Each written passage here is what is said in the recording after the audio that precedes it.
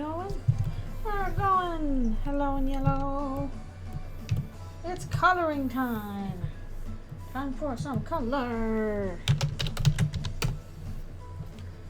So let's do it. I'm trying to get a sense of what is happening. Okay. There we go.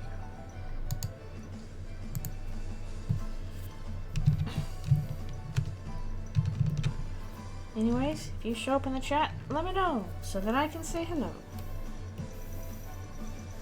We're gonna do, I think I know what I'm gonna do with Caddy here. We're gonna do this cool sparkly, like, galaxy thing going on. Yeah, come here. Anyways, hello, it's coloring day. And all that goodness. We're gonna do some fun coloring stuff. And also some drawing stuff, because I also need to do a bunch of other characters. I'll probably start with like a pink or something. You can have like this galaxy comic stuff going on. Anyways, hope you all are having a good weekend. Hello and welcome. Might need to adjust some of this later. So that's gonna make her look like Calico in a bit. But oh well. Hopefully not too much.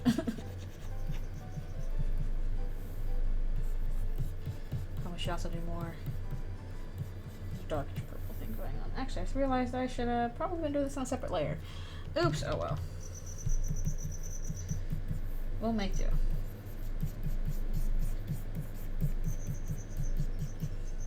We can fix it in post. Wait, this is post. No.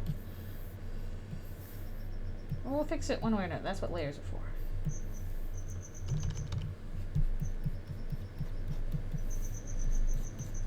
Let's get some funky galaxy stuff going on.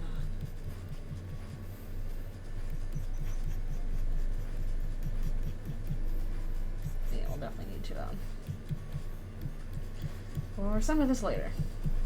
Maybe I should also add like a little star style stuff going on. Oh, there go the ads.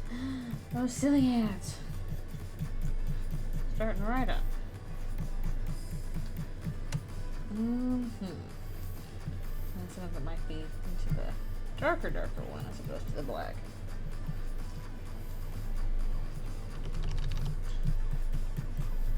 Yeah, if you're in chat, just come say hello. Well, I'm gonna mostly work on Eldritchrune character art today. Because I haven't had a chance to start the next comic yet, although I think it's definitely going to be the one with Ralph meeting Chris.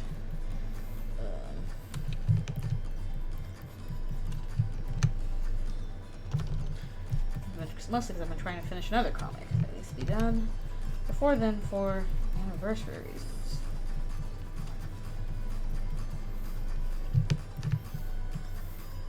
Let's see. Or this kind of reddish color. Yeah, I just realized, wait, this is going to end up looking very Arrow Ace because I'm like, okay, we got the purples and blacks and whites going on. And then Jockington is green. So maybe a little bit of red will balance that out a bit, but yeah, otherwise extremely Arrow Ace cat. Even though that's probably not what's actually going on with Caddy.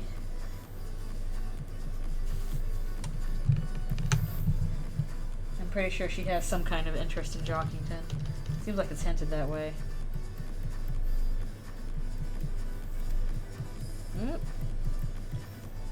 Yeah, it's supposed to be kind of like a galaxy star thing going on. But I guess if you want to be like, this is asexual Caddy, you're welcome to do that. Because, sure, why not?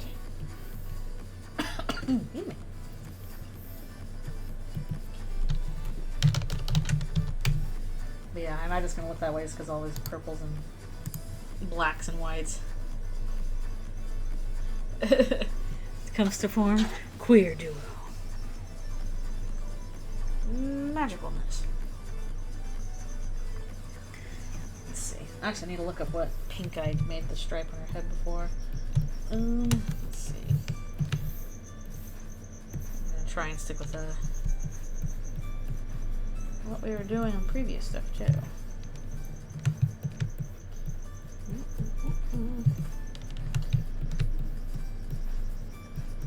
At least in canon, she's black and white with pink accents, so we're just kind of running with that to look magical.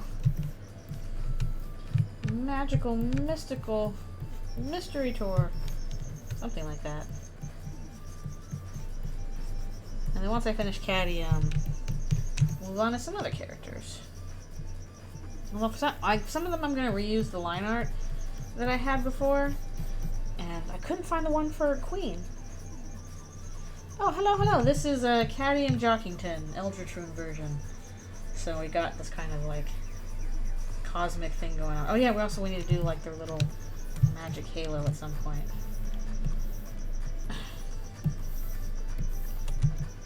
We are a chimera. Fairly classical chimera. Although I think also classical chimeras might have a goat component, but we're not doing that here.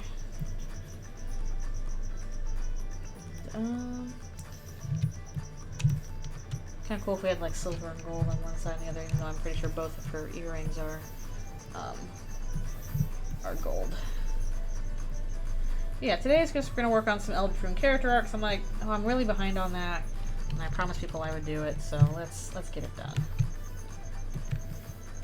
And also, I'm not quite ready to start the next comic yet. I have been working primarily on another comic, which will be out for Deltarune's anniversary. And that was what I was working on last time I was streaming. That's almost done. I have to do like a little bit of coloring on like 2 or 3 more panels, and then I'm gonna have to do lettering and all that stuff. But that's almost done, and then I can get back to an Eldritchrune comic, which will probably be the Chris meets Rousey one, and it's really long. It's probably gonna be like 3 parts. It's a lot of talking, a lot of dialogue. Hello, hello, thank you for coming. You are in time for some character coloring. Oh no, not the struggling Wi-Fi. Why must it be that way? That's admittedly why I don't use my Wi-Fi that often. My home computer is hooked up to the LAN. Because I don't want to lose that stuff. And heck, usually when I stream from my PS4, I'll hook up the LAN for that. Okay. So, yeah. Caddy and Jockington are getting, like, Arrow Ace colors, I guess. It's irony.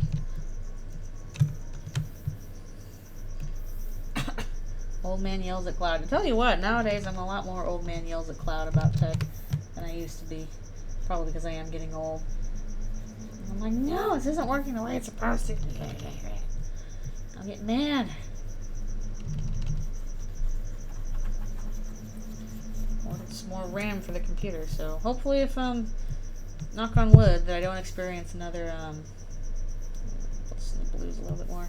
Don't experience another BSOD, but if I do, I am taking steps to try and prevent them in the future. I've ordered some more RAM sticks that are on their way. Should be here by the end of the month. Apparently the problem is RAM. Tech is just as problematic as time zones. Actually, I realize this is probably, no, this is in the wrong direction. The underbelly should be here. Because that's this half. Poor, Jock has to always turn around and twist around all the time to see what's going on up front.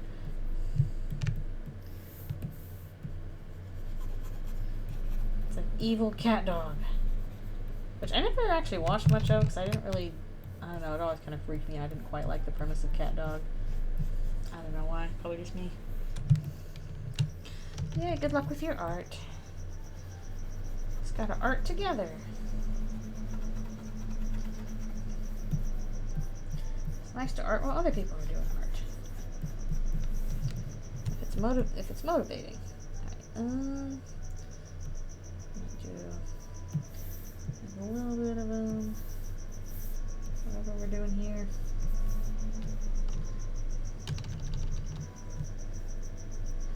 A lot of pride flags do have nice colors. It's true. Although I kind of wish that the purple in the ace flag was like switched with the purple in the bi flag, because I think the shade of purple in the bi flag would fit better with the black and the gray, and vice versa. But alas, alack, it's not how it is.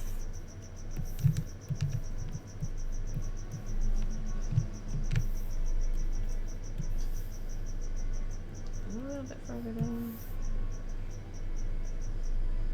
He has like weird scales he's got on his back.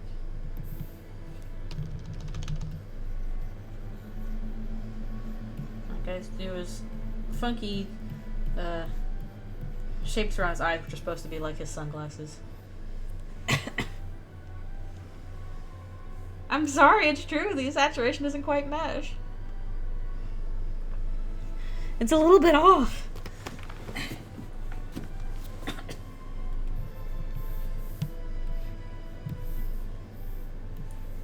I will say, like, pan flag has the prettiest color scheme. I don't know, I like the pan flag. I'm like, oh man, I'm jealous of the pan people. They get that really cool flag with like vaporwave colors on it. But ace and arrow flags are nice too.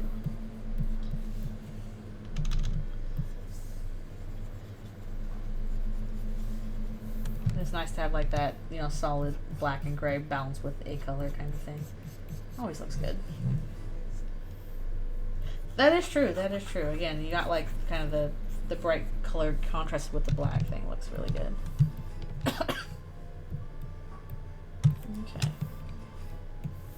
What are we doing for the inside of the mouth? Like a purple.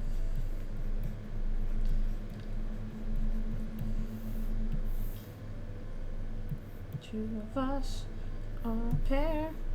Wherever we go, the other one's there. Also, should I do his eyes? I guess I'd probably do his eyes yellow.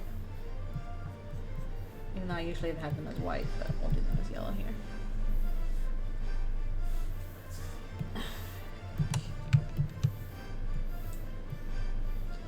I wonder if I shouldn't do some other kind of like blotchiness on his thing to kind of match with Caddy's. So he's not just kind of like coming out of the back there. And get some purple as well going. Okay, so it looks like they're one being, not stuck onto each other. Maybe like, I think it's going back up him a little bit.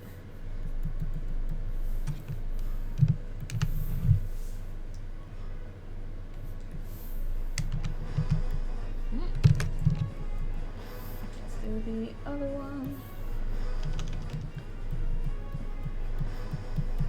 And I can like transition to a green.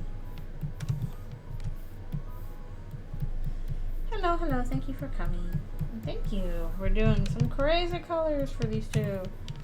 Okay, I actually gotta look up the pink stripe that I specifically had for her. Where is it? There we go. I'm gonna copy paste that pink.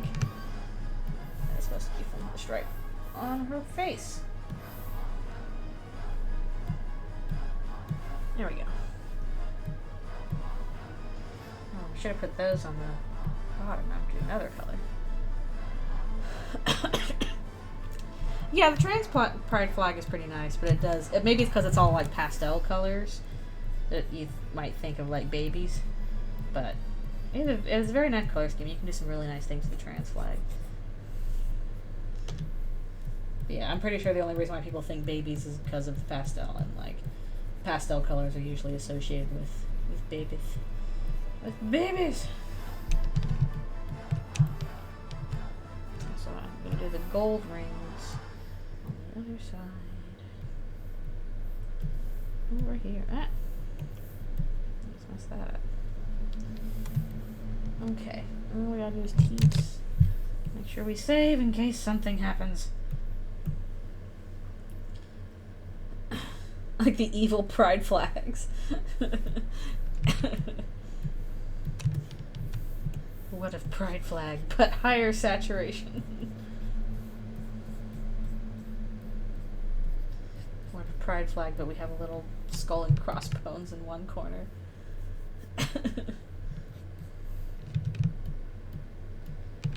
Okay. Yeah, this stuff is supposed to be like black void stuff, so I may need to make it extra fluffy on the side.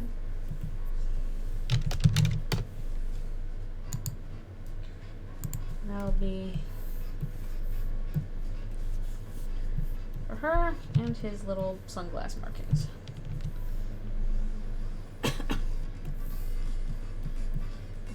Maybe it just needs to balance it out, because like a lot of the pride flags are very sharp colors, so they should have a few more pastel flags in there. I don't know. I'm not the flag police. I can have whatever flags they want.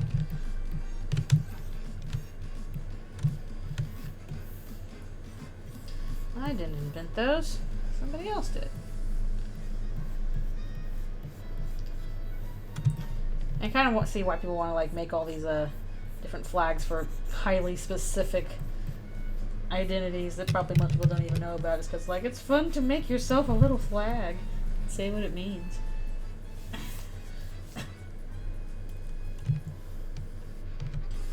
And I'm pretty sure something like that would be intentional. I don't think they would sell a flag with messed up colors unless it was on purpose.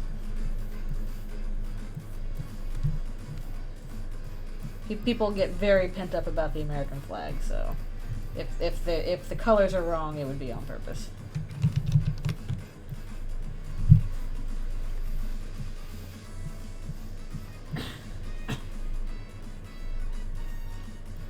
Although, do you mean it's like black and blue? Like what do you mean by the colors are reversed? Because if it's a flag with like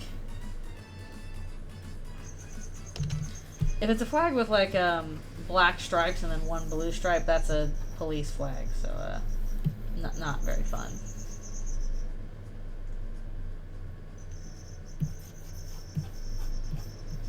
Okay.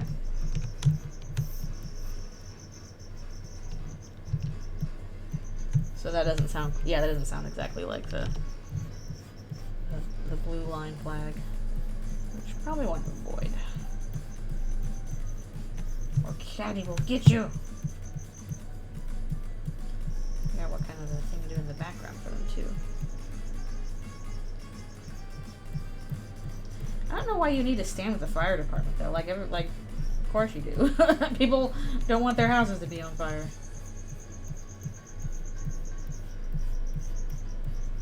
Like, if firemen are doing their jobs correctly, then everybody's happy about that. Okay, no blue stripes, then you're fine, probably. You're probably fine. Then it was probably printed that way on purpose for whatever reason. Maybe a secret reason that I don't know about. So I don't know everything. I used to all about flags. My grandma was always really big into American flag pattern stuff. She liked it on clothes and stuff like that and all this kind of stuff. I think it was mostly an innocent thing of like, oh, she really likes the pattern, so she liked to have red, white, and blue colored stuff. Very big into American flag stuff.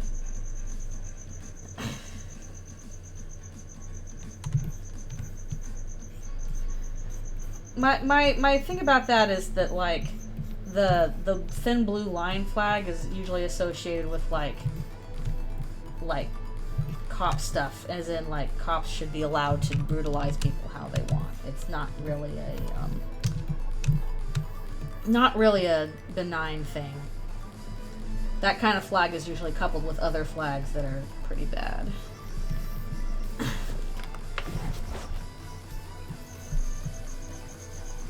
Like that particular one is often in conjunction with other things that are of not okay nature. And I'm not harping on you about that. I'm just being cautious.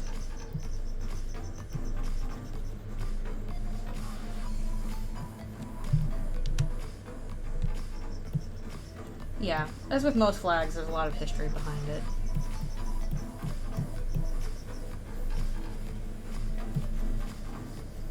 I'm suddenly wondering I wonder if I was to design a flag for like the Empire in Eldritchrune, what would be on it? But I don't think Hometown would have anything like that. They're too small. But I don't know what I would put on Empire flag.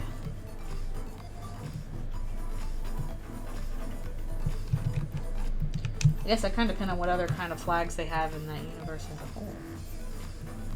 It'd probably be like, since it's kind of medieval, like, you know, very coat of arms kind of thing going on. Then what would I put on the coat of arms? No, the cult would not have a flag. They would not. Hello, thank you for coming. Cult is definitely not going to have a flag. Why would they advertise what they're doing? Bad idea. Bad idea. Yeah, Empire would. Alright, I might do a little bit more fluffy around the void stuff going on. I remember, probably in the line section.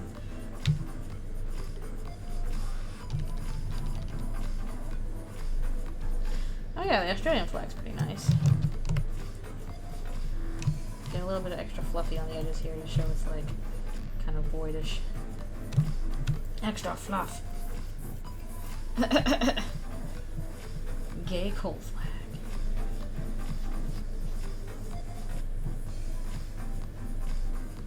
No, specifically talking about the Eldritchrune one. Rousey's Kingdom flag. Good question. Good question. I don't think they would use like the angel imagery, the Eldritchrune itself. Mostly so far we have seen the Eldritchrune imagery like in the light world. I don't know if we've seen it much in the dark world.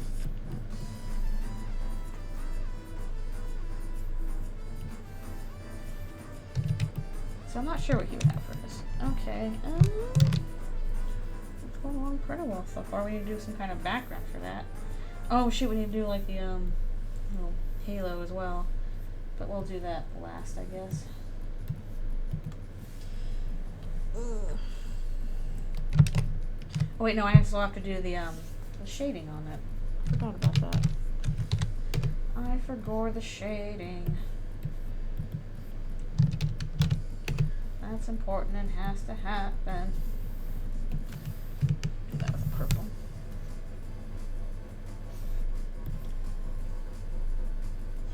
My iPad storage is almost full. What should I do? Well, if you have access to the cloud, unload a bunch of like pictures and stuff you don't use onto the cloud, I guess.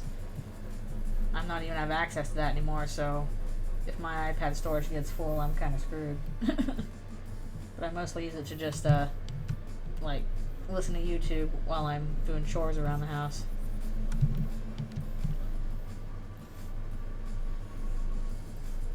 I don't know, but the thing with flags usually have like a symbol on them, so it's a matter of like, okay, what symbol is important to Rousey?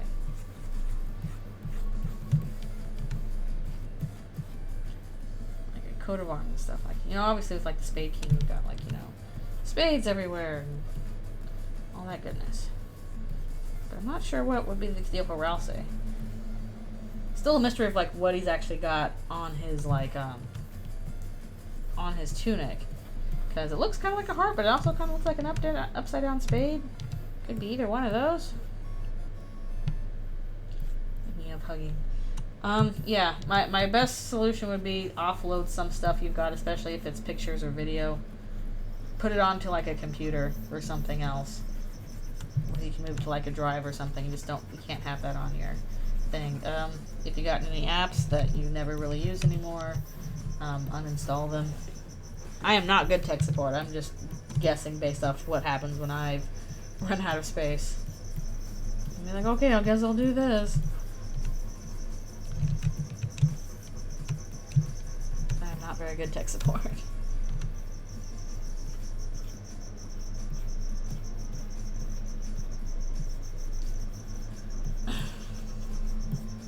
It's up to you what you want to do with designs. Okay.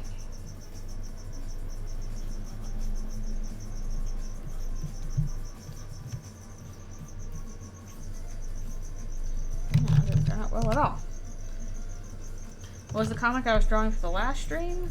That is one that is I'm almost done working on. I've got to do like a few more images for it, or a few more color parts for like a few more panels, and then I gotta do the lettering, and that will be posted on Halloween, which is Eldritchrune's anniversary, for reasons. So look out for that at Halloween on the anniversary for Eldritchrune. So you will see soon.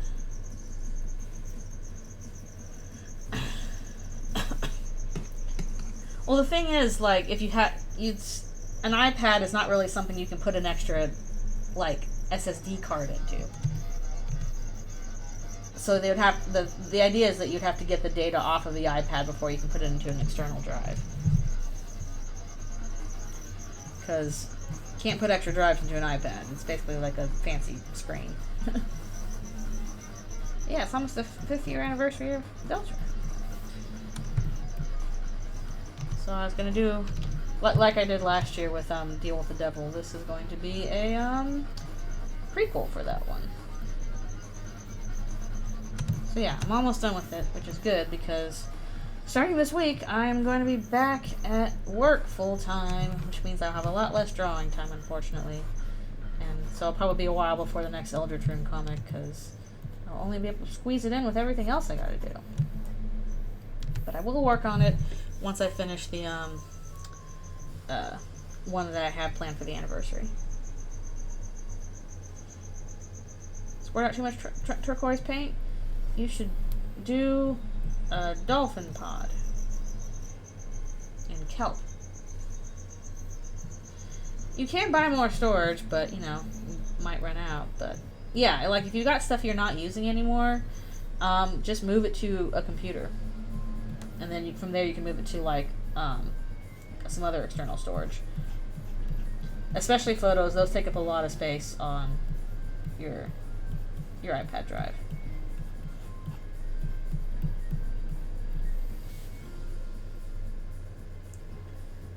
Yeah. Oh, get yourself a computer. I mean, the thing is, you can move stuff to the cloud even if you don't have a computer. You just might have trouble accessing it.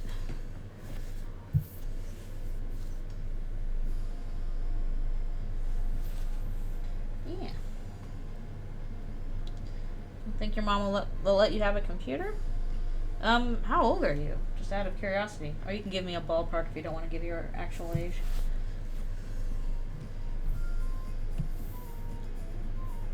$14? Okay. That makes things tough. Although you might need a computer soon for school anyway. A lot of the times once you're in high school, they expect you to like be doing all your work.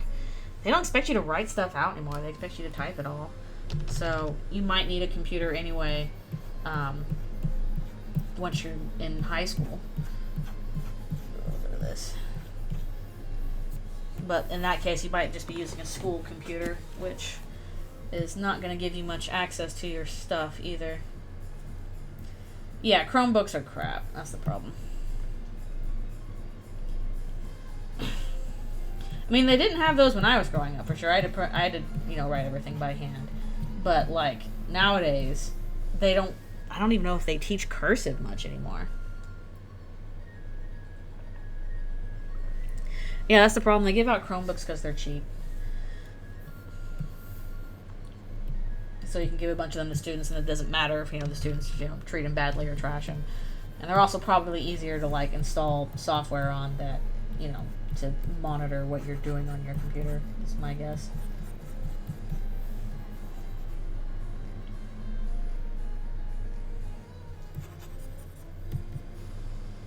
Do like a overlay of this one eventually. Yeah, it's not helpful to have Chromebooks, but that is what they often give you. So if you have that,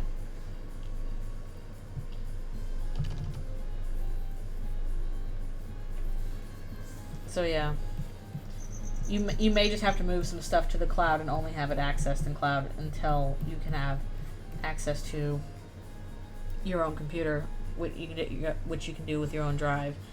But that's a pain in the butt. You should be able to access your files, your materials, even at 14, I think.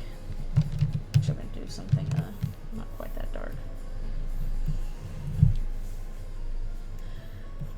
Yeah, I think it's useful to know cursive, if for no other reason than, like, yeah, you're only using it to sign your name, but sometimes you also need it for, like, writing quickly, and cursive is a little faster way to write than printing, even though that's what I do all the time anyway. I print and stuff when I'm writing by hand. Oh, didn't teach you cursive? Oh. No, I learned cursive in, like 3rd grade, 4th grade. And here's a really funny thing. So, I learned cursive, you know, in 3rd grade, and I had a certain way I had to write my R's. And then I went to Germany, and the way that they do their R's in cursive is different than they do in, like, the United States. So I started writing my R's the way they do in German. And I got used to that, and when I came back, my teachers were all really frustrated and mad at me because they couldn't read my R's. And I'm like, but this is an R, what are you talking about? They're like, no, it's not legible this way. And I had to, like, undo my German learning of cursive R's. Yeah, the thing with cursive is it's very personalized. And, like, my little brother, he has the nicest cursive in the world. It is nicer than mine. It is so neat and shiny. Oh, special line. Probably make that into whiskers. Whiskers! Yeah, exactly. Like, with context clues, you would know that something is an R, so I don't know why they were mad at me about not being able to read my R's, because this wasn't like a uppercase R. This is like, you know, little lowercase R's in the middle of the thing. And, yeah, that was frustrating. Like, this is an R? It's probably because, like, the way the Germans write it is a little bit faster. Like, basically, okay, I'm going to show you how they do it real quick. It's a months bit later anyway. I'm going to find a good pen for this. Basically, the way that you would write cursive in American English was, like, that's the R. If you're actually going to write this in German, it would be, that's the R. And they didn't like the way I wrote the R's like that, because they thought it looked like an I or something. I was just trying to demonstrate, like, why my R's look different in German than they did in English. Maybe they've changed it since then, because you know, this was like in the 90s when I learned it. They probably don't even teach that anymore either.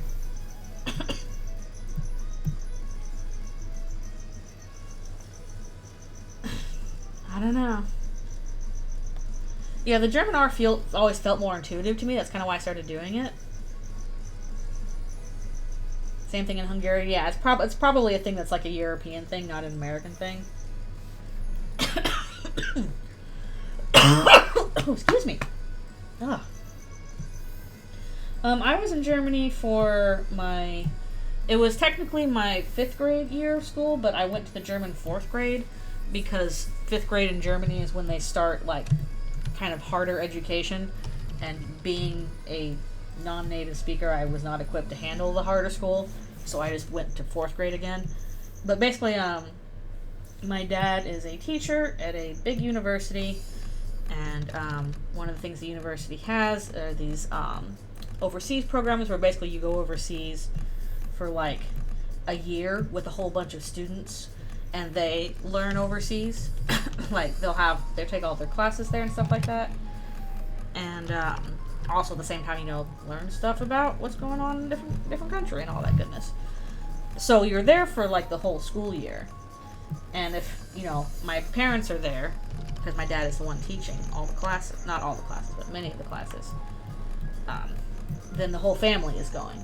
So basically we were there for a school year, and because parents wanted me to keep learning, I went to German public school while I was in 5th grade / German 4th grade. And I learned how to speak German, and now I've forgotten it all because if you don't use it, you lose it.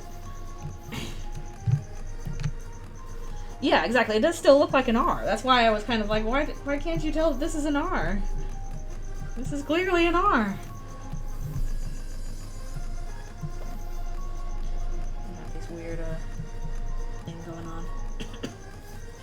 My parents have gone back to do that program multiple times, and I did it on my own when I was in college, but I went to London rather than Germany. And because they have like a sorry about my continuous cough.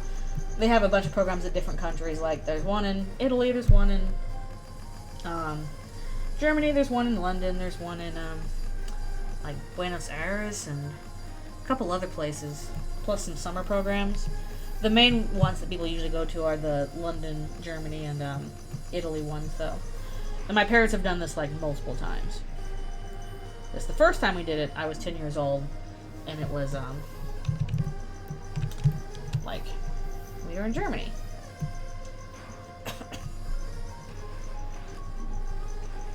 Oh.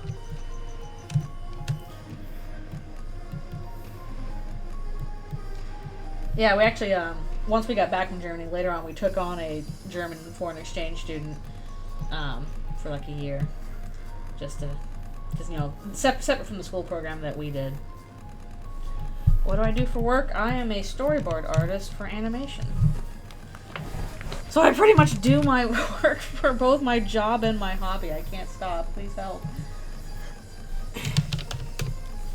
But yeah, I was in between contracts briefly for about a month, but I'm starting up on a new one tomorrow. So it is back to full-time work, and because I cannot draw too much or else I'll hurt my hand, I can't, like, you know, draw all day and then also draw all night. I have to. Oh, welcome from Tumblr. Ooh. Bum, bum, bum. So I have to kind of limit how much drawing I do per day. And I can usually do, like, you know, a full day's work plus a little extra. So it just depends on what extra I'm doing that day if I have time to do it. Okay. I know, I'm just kind of stubborn is what it is. Ugh. I can't stop. Alright, let's move on to some other stuff. I'm set aside some things. We're gonna do a Lancer here. Let's do some Lancer. Alright, thanks a bunch for stopping by, even briefly. I'm working away on this Eldritchrune stuff. I kind of like how Caddy and Jockington came out. They're very ethereal. Well, the strike, the thing is, the strike did end for the Writers Guild. It has not ended for the actors. That is still going on. Either way, that does not affect what I am doing, because I am in animation, and the Animation Guild cannot sympathy strike until next year if their contract doesn't go well. And even then, I'm in Canada, and our studios do not have a union right now. They're trying to get a union, but most studios here are not unionized. So we could not strike even if we wanted to. But maybe that'll change. We'll see. Lancer is the best. He's just a cutie patootie.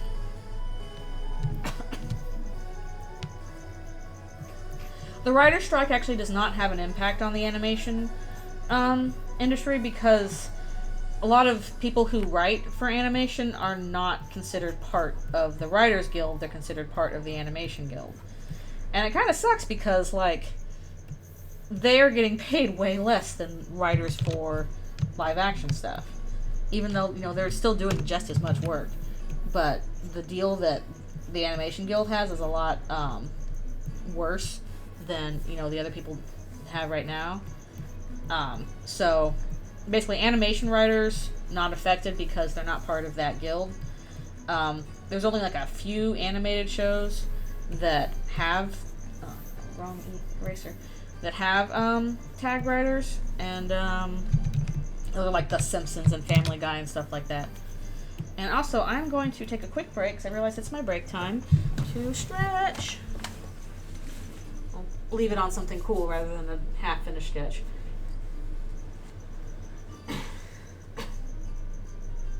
So, yeah, basically, writer strike does not affect the vast majority of animation because animation writers are not under the Writers Guild, they are under the Animation Guild, and they are not paid as well as regular writers. So, hopefully the writers strike ending with pretty good results for the writers will then carry over to the Animation Guild. And again, this all depends on it for the United States. Canada, for the most part, does not have an animation guild. We have to do them like separately, studio by studio, and that's why they send a bunch of work here, because it's cheaper. That's why they send a lot of work a lot of places. It's not the United States. It is very much a global business.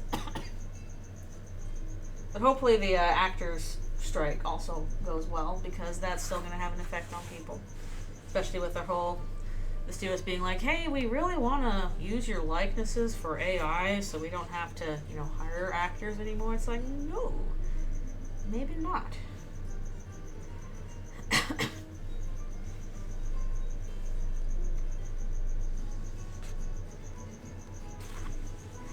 And yeah, exactly. When Chris is like, oh, I don't want to talk to monsters, I think. I'll just hold a conversation. Didn't quite work, but Lancer also has slightly more experience. I don't know why you want AI to write stuff either. That sounds so boring, so dry. Blech, blech, blech, blech. And I saw one person on Twitter put it, why should I bother to read something that somebody couldn't be bothered to write? And I'm like, yeah, exactly. The whole point of experiencing art is you are seeing what another human being has made. That's true, that's true. Alright, be right back for one more stretch.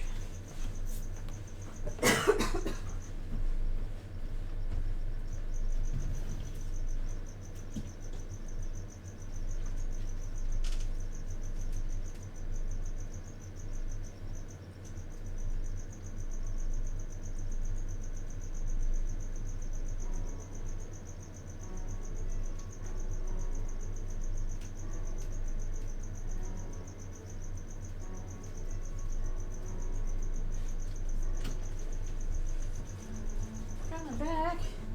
Also, I'm going to try one of these raspberries. See how they are. Do this raspberry. Are pretty good. I think I'll have another one. Yeah. I'm back with raspberry. Yeah, I set aside a few raspberries to snack on. I actually bought them for Alfie's. Even though I can actually only give her one. But, I gave her first raspberry. I don't really like how this turned out. I gave her first raspberry yesterday. I'm like, Alfie's, you want to try a raspberry? And, took her a little bit. She was kind of like, nah, like, I'm not sure about this sort of thing. And then she realized, oh wait, raspberries are good. And then she wanted more, and she also kept assuming that my fingers were raspberries. I'm like, here's the raspberry in my hand, and she would like kind of and try and grab my finger. I'm like, that's not a raspberry, don't bite my finger. But she did end up liking them. How old am I? Is that who you're asking?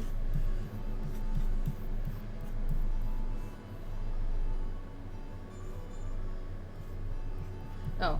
I'm not going to give my full age, but I will say that I am approaching 40. It is on the horizon. X-Files fandom old. I am an oldie fart.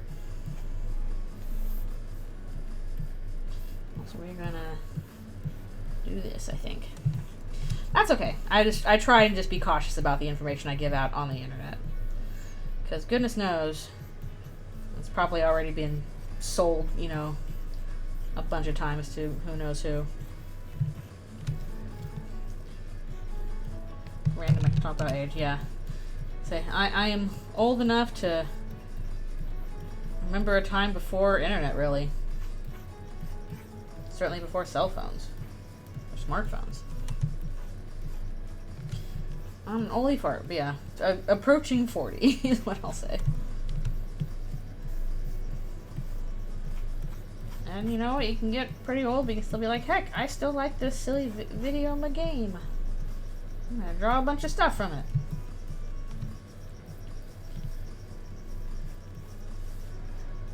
Is his hand maybe too big? I don't know. Yeah, I probably would have been around at the time of like original Transformers and all that stuff. The problem is our TV was a little limited growing up. Not out of, you know, you can't watch TV, but out of we couldn't afford it. I am before Pogs. I remember when Pogs got super popular, and I totally fell for all the marketing for them. I was like, holy crap! Look at all these little advertisements about how cool Pogs are. I want ones. I want some. And I got some Pogs, and didn't do that much with them, but I was happy to get them. I felt very cool to have Pogs.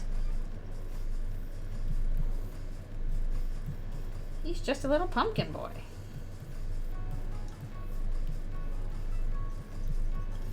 It's the same as always. For some reason I feel like his proportions are off, but I can't quite articulate how.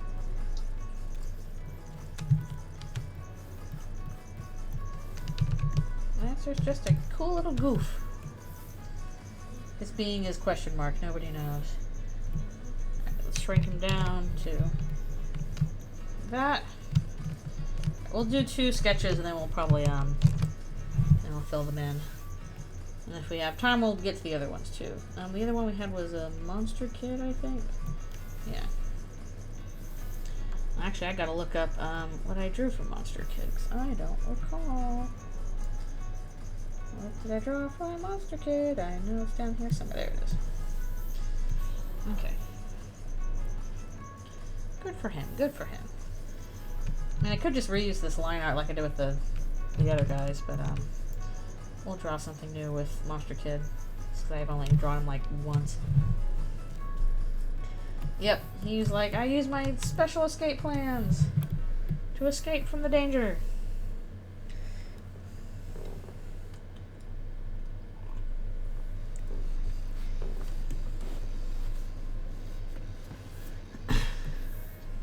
Yep. Yeah, just protect yourselves online. For all that goodness. And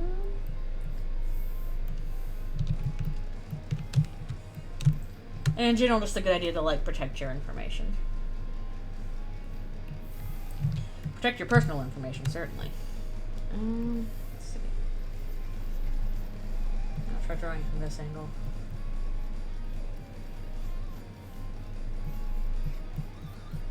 No, Monster Kid. I have no clue when he would join the party. Chapter 5.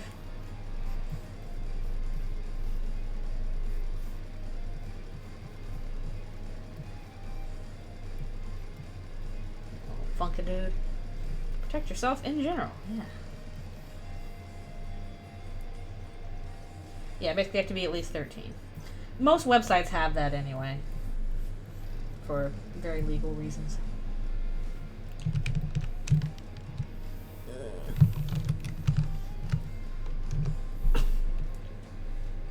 That's the norm.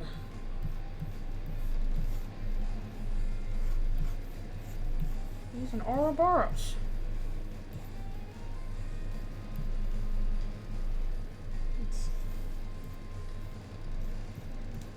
But also, he can let go of his tail if he wants.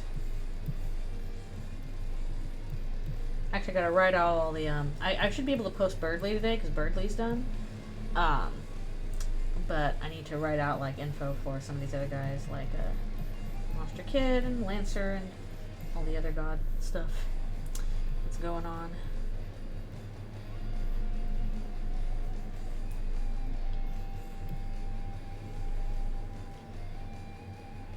Yeah. So basically, if you're 13 or younger, don't tell me. Also, you probably shouldn't be watching my stuff anyway if you're that young. Like, I try and do all ages stuff, but you know, sometimes some subject matter gets in that might be a little rough for people younger than 13.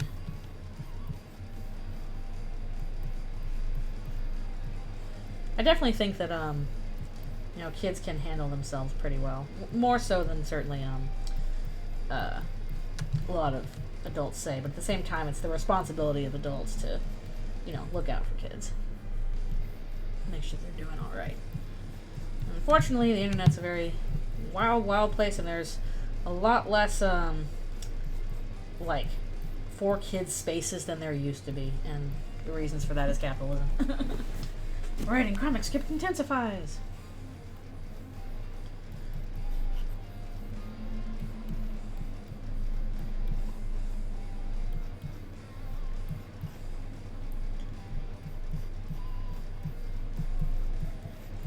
Just a big old boy. Or a big old monster, because Monster Kid is not identified with a certain gender. Rain code. Oh, there's Rain World. Slug cats! Yeah, exactly.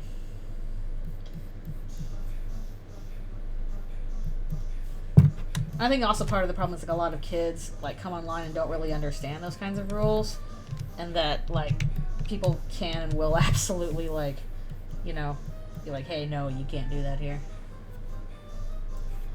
Ah, Danganronpa. I see that all the time because people associate it with Undertale stuff, with, like, Sans. Yeah, I do too. Monster Kid is one where, like, I'm like, oh crap, I screwed up. And I'm not sure why, specifically with Monster Kid, but, that is the way it is. I've certainly gotten better about, like, Blue Key. Yeah, I mean, I don't know, Danganronpa. I just know that, like, oh, that's a character that was associated with Sans for a thing I'm not gonna say online. some kind of shitpost that got very popular.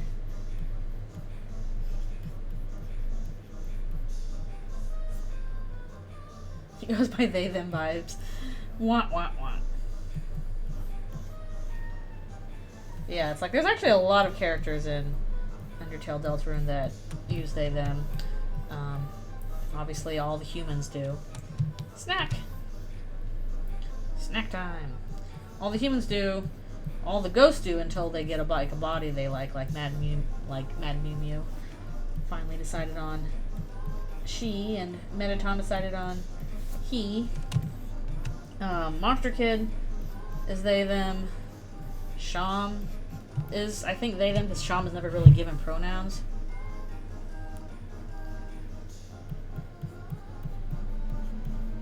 You don't know you remembered.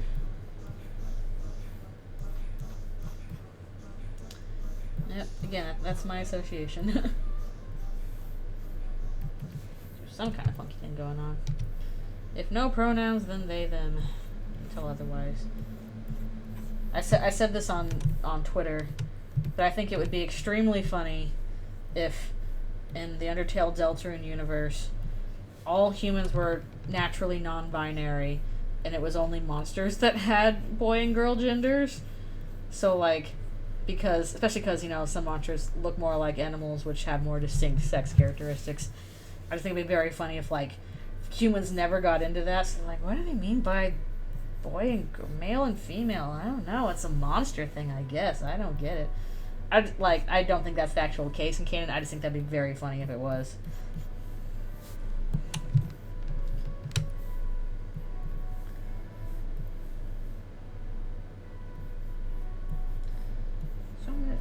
everything.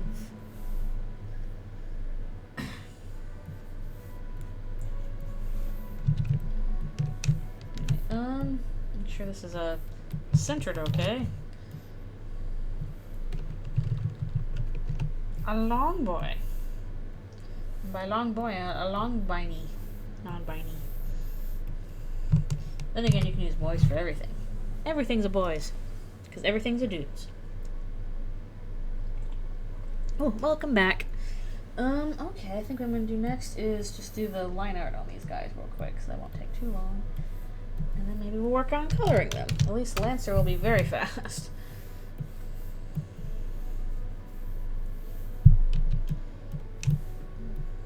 Because Lancer's just a little pumpkin. He's a little pumpkin. Bouncy. Ooh. I'm gonna do like a big old cough session all of a sudden.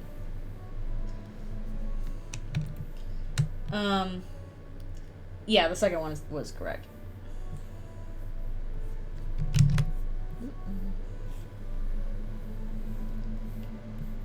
I do hope we'll get a little bit more Lancer and Cannon. I'm a little sad that it's like, oh, he can't join on adventures because he turns to stone. That's so sad. What do I want to be for Halloween? Not tired. I don't know. I'm really bad with Halloween stuff. I haven't had a Halloween costume in years. All people are like, oh yeah, Halloween's the best holiday. Halloween's so cool. I'm like, it's fine. I like it fine. I'm not a big, woo, Halloween's the coolest. I'm actually more of a Christmas person. Which I'm sure. Oh wait, I just realized Lancer does not have 4 fingers. He only has 3 fingers. Gotta get rid of one of those. I'm one of those rare, I prefer Christmas people, which I think most people do not. Which is fine. Yeah, don't dislike Halloween. I'm just kind of like, it's fine. What is your snack? Is your snack chocolate? That's a good snack.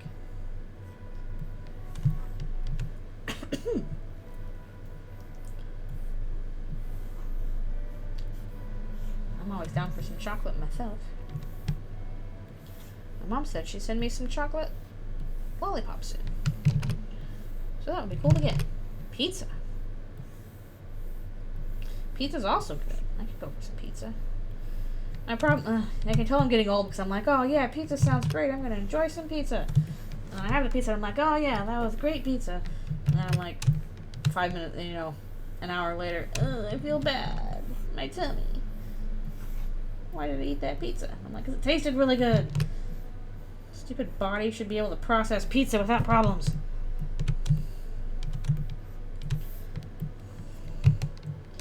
And there's our little bouncy friend. Our little lines for Monster Kid here.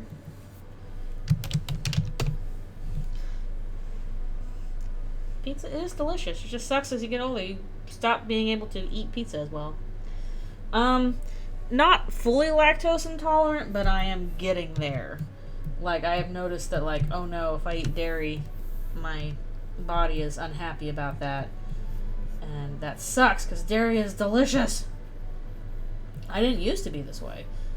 I got older, and I did. I know. It sucks. I've tried, basically, so what I've tried to do with that is just cut down on it a little bit. Like, I used to have cereal all the time, and I was like, oh crap, I can't really have cereal much anymore, because that's, milk. But I started using oat milk instead, and that was actually a pretty good substitute. Like, in terms of, like, plant-based milks, oat milk's pretty decent. Yeah, again, like, I know about lactate. I have friends who take that, because they actually are very lactose intolerant. Like, they can't have any, cheese or dairy. So I know about that, but I'm not certain if that is for me. Because, like, I have had products that are like, you know, instead of having lactose, we have like the alternate lactose that's not lactose and is safe for lactose intolerant people. And I've had that, and it messes me up even way worse than dairy products. Like, I had that, what was it, Fair something milk. That's supposed to be like, you know, dairy milk, but it's, you know, it has the alternate lactose thing that's not actually lactose. And having that just really messed up my digestive system way worse than even the dairy would have. So I don't know what they put in the dairy alternative lactose stuff, but it ain't good for me. Did I watch the recent pilot? Of what?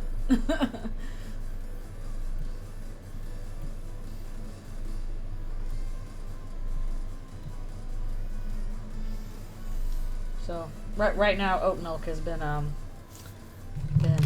my salvation for that. At least like not that, and usually just, you know, vegetable margarine instead of butter, even though butter is better than margarine, which is just true. Yes, I did watch The Amazing Digital Circus. It was really good. I had a fun time. I'm curious to see where it goes in the future. I was very impressed with the character designs, the funky animation. And it's so nice to see, like, you know, in the face of an industry that's really suffering under, you know, a lot of different things like AI and, you know, lack of unionization and all that kind of stuff, that we can have more independent animation out there, like Digital Circus and, like, you know, Lackadaisy and Hell of a Boss and Mystery Skulls, all this stuff that's like really good, like really well done stuff. And yeah, we have to wait a while for it because animation takes a super long time, but it's worthwhile just to have those alternatives. So yeah, I enjoyed Digital Circus. Oh, nice. I am happy that there's a bunch of independent animation that exists, even if it's something I don't personally like. Not really much of a I haven't really checked out Hell of a Boss, really, because I saw Has Been Hotel. It wasn't really for me. I didn't really enjoy it. I appreciated it. I appreciated, like, okay, clearly this is tons of work that's gone into this. I'm like, these are some great character designs. I am happy this exists. Has Been Hotel's not for me. I just didn't really like it. And that's fine. Not everything needs to be for me.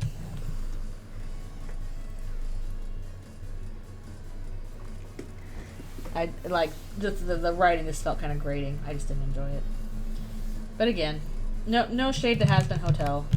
I am glad that it exists. So I probably should check out Hell of a Boss, because maybe that'll be a little bit more my style. I don't know. I know it's the same creator.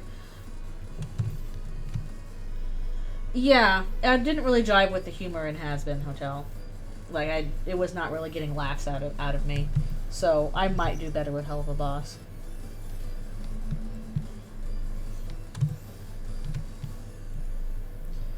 But I am interested for more Digital Circus. I did enjoy that. I thought that was very fun.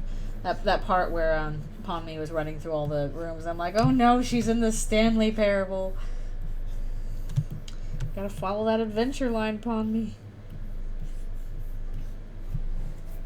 Which maybe that was on purpose.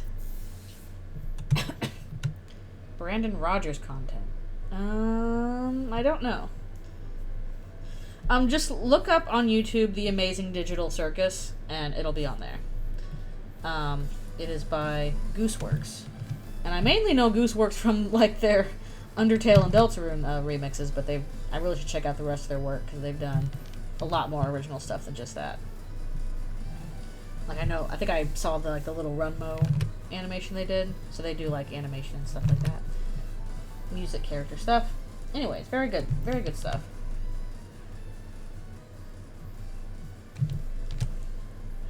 Oh, has Amazing Digital Circus a full-on show? That's good. I think they're probably smart with those particular character designs. They're very simplistic, but you can also, like, do a lot with them in terms of those rigs. So if you have a good rig down with those kinds of characters, you're pretty set. It's harder to do, like, more more realistic-looking characters sometimes. They don't look sometimes as good. Stick fighting? I've probably seen it before, because I know that's been around for a while. You probably know, like, no formal stuff, but I'm sure I've just seen it in passing because I know it's been around for a while. Oh, there's tons of, you know, Deltarune Undertale animations. Just go searching for something and you'll find it, I'm sure, and then the algorithm will kick in and throw even more stuff your way. Alright, what we're going to do first is do some fills on these guys, then we can do colors. Like, you don't have to look hard to find fan animations for UTDR. Although, if you want, like, a long-running series, I would recommend Underverse, but not Glitchtail. I did not like Glitchtail. Didn't really like it before all this other stuff came out about the creator. But, yeah. Underverse was pretty good, though. Yeah, Glitchtail, sorry, like... I formed this opinion even before the really bad stuff came out about the creator. I watched it because everybody says, oh, it's really popular, it's really good, so I watched it, and I'm like, I'm not... Like, again, I recognize, like, how much work goes into that, because animation is always really time-consuming. But as a story, it just wasn't very good. So, I stopped watching it a while ago. I have not gone back. Yep, Glitchtail creator, not great. Not great. But I finished up, I was almost done with where I was with Underverse, so I should catch up with that. And I think Underverse was better drawn anyway. Like, again, animation, no matter how you do it, takes a really long time. But in terms of, like, just production quality. No, the creator was not a predator, but they basically had, like, friends and people that were in her community that were using, like, her Discord space or the Glitchtail Discord space to basically prey on kids, and she did not do anything about it. So she specifically was not, but she was basically doing nothing about this problem and kind of covering for people that were grooming kids. So it's pretty bad, pretty rotten. And even aside from that, it seems like she had some big problems, like transphobic comments. Those popped up, and was just kind of like did not treat the rest of people who worked on her show very well. So also really not great.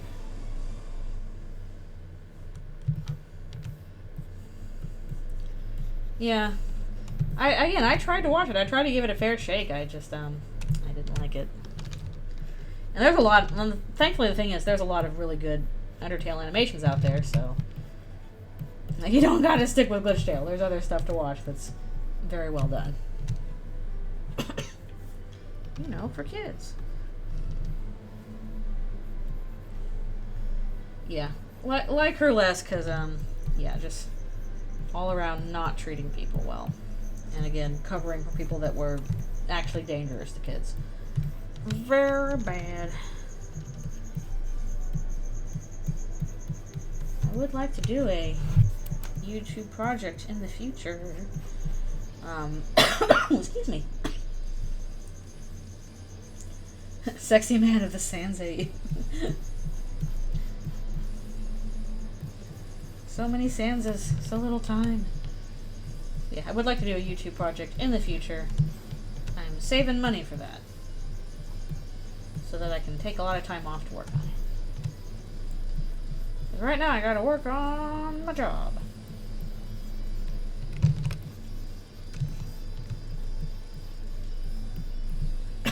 Man, when do I stop to stretch again? Yeah, it's, it ain't shy about it. Artist that draws in Nomura style, I'm sure there's quite a few artists that draw in Nomura style. He's one of those styles where it's, you know, kind of fun to pick up style guides from him kind of thing. I might need to stop here and do a little stretch. So we'll stop in the middle of that.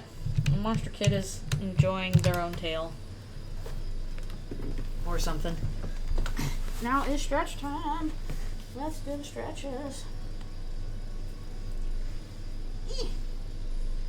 Yeah, basically I take regular stretch breaks, if you're new here, for my wrist, because back in 2018 I severely injured my wrist by overworking.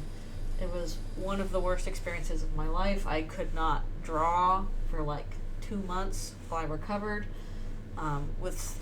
Thankfully my job was able to accommodate that, and I got a bunch of physical therapy.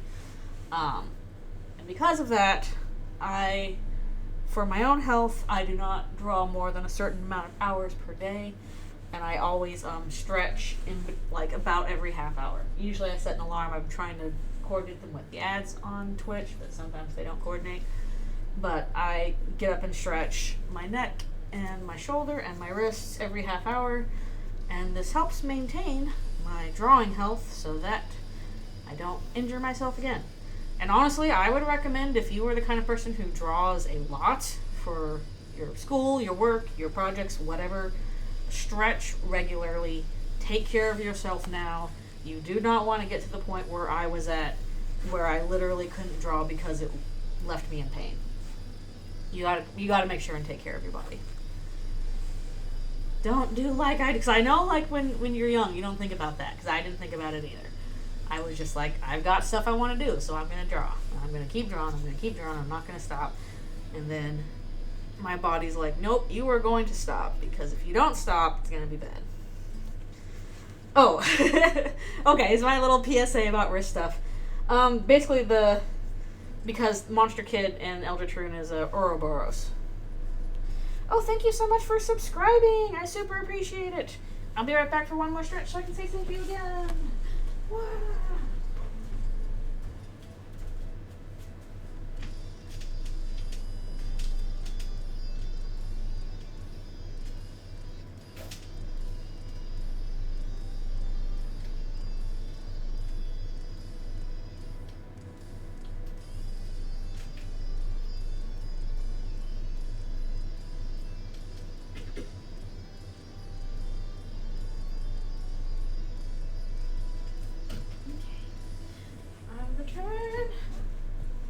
Thank you so much for subscribing. That's super cool of you.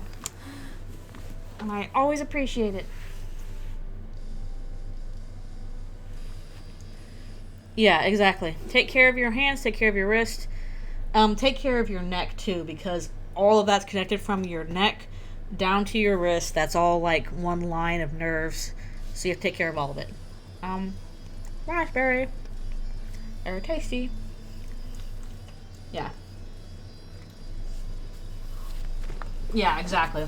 Whether it's, drawing, or if you're in IT, using your mouse a lot, if you're a gamer, you really do have to take care of your body.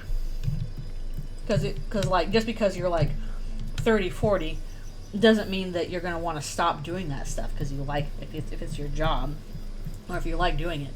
You're not going to want to stop doing it, but like, it'll be harder to do it if you've injured yourself. And I injured myself, and it was legitimately horrible. I cried for like a whole day. This was in the middle of when I was working on Paper Trail, and I think what pushed me over the edge was that stupid ball pit. Drawing all those dang balls in that ball pit did me in. Yeah, exactly. Like, you probably still want to keep doing your hobbies and your job at 40. But take care of yourself now so that you can keep doing it when you're 40. Remember the ball pit. That gosh darn ball pit. I tried lots of different methods to kind of make that easier. I'm like, maybe I can do a brush to do the balls for the ball pit. And none of the brushes I was trying to make worked the way I wanted to. So I'm like, okay, never mind. I'm just going to draw them the old-fashioned way. I'm pretty sure I have made Tumblr posts about that, but I can always make another. Certainly when I was, when it first happened, when I was in the middle of Paper Trail, I talked about it a lot. Talked about my wrist injury. Yep. Backgrounds can take a while. Okay. Oh, wait. We're going to do more over there. No, I do not need to hire somebody to draw balls for me. Ball pit balls. Ball, ball, ball, ball, ball. At least not anymore. Although when I was doing all those books in the library for the scene with Asriel and Eldritchrune, I was like, oh no, here we go again. Too many lines. Yeah, it would be nice to have like multiple pins and you can like, you know, choose which things to pin in what order, but I can also see why they wouldn't do that. Yep, I'm gonna play a ball, ball, ball, ball, ball. Alright, and yeah, I think I like the pin post I have now because that's an easy way for people to access all the art. Otherwise, it's lost all over the place.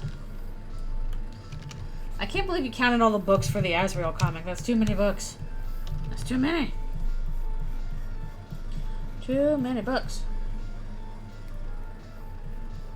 Well, that's good. Yep, definitely practice backgrounds. It's good to be able to, if you want to draw stuff, it's good to be able to draw a little bit of everything. Even the stuff that's boring you don't like to draw. There's too many books. There's too many.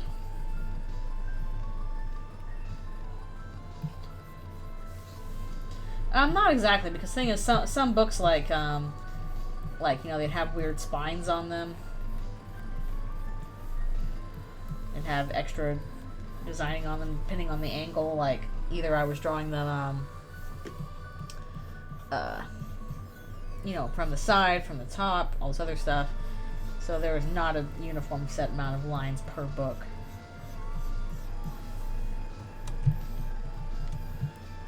Yep. Backgrounds help set the scene. That's why they're so important. And my supervisor at one of my first industry jobs where I was a background artist was this black guy, and he just did gorgeous plein air like landscape paintings. I don't know how he did it, but he could just paint circles around everybody else there. This really quiet dude who did like amazing backgrounds. He's probably not getting the recognition he deserves. Okay, I need to actually look up Lancer's colors because I forget what they look like.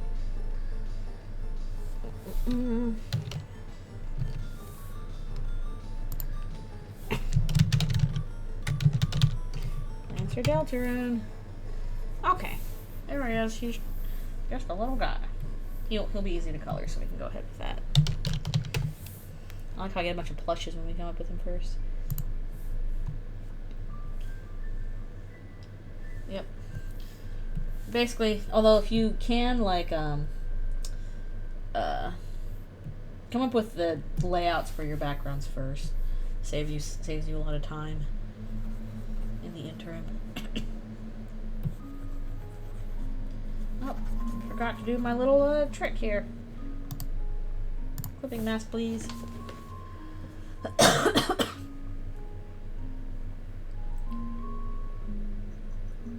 Huh. Wattpad. I've never been on Wattpad. Yeah, the best thing to draw is rocks and stuff outside. Drawing interiors is always a bit of a pain because, like, I don't know, that's when the proportions really come in. There's not much room for error with that.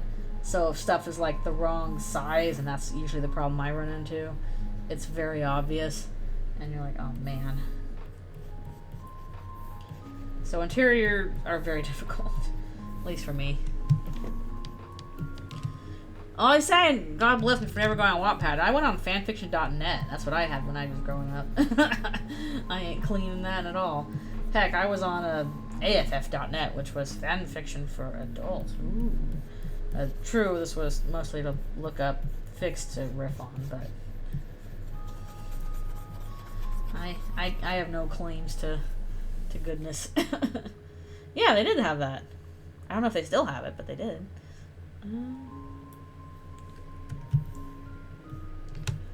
Yep. I need to actually announce on my Tumblr, I'm like, hey, I have an AO3 now. If you want, you can look up my fics. So I'm gonna try and slowly yet surely update my big comics to it's a little bit more blue than that. Slowly but surely update my big comics to AO3 just to have them as a archive. So if you're on AO3, I'm there now too. Warrior Katsamino. That's so cute. Man, I was writing fanfiction on, like, lined paper. Not even on my computer back in the day. Barely, like, I wrote a bunch of X-Files fanfiction. I'm not going to link to it because it's really bad. And hopefully it's gone forever. But, that was even before fanfiction.net. You usually just posted that on, like, individual sites, individual archives for fanfiction. Like, for X-Files, it was gossamer.net. That was a big archive you can put your fanfiction on. It is normal to have a 200-page binder of fanfiction. It's normal. Noelle almost definitely has that.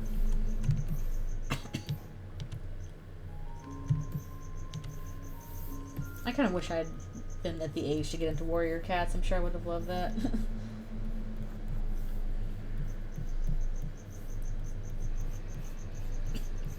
I'm a small Warrior Cats.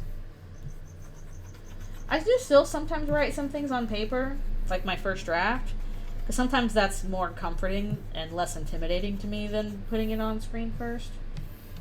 It depends on a few things, but yeah, sometimes I do still write on paper. Oh, vampire AUs are like the most normal thing of the normal things. That is super normal. I'm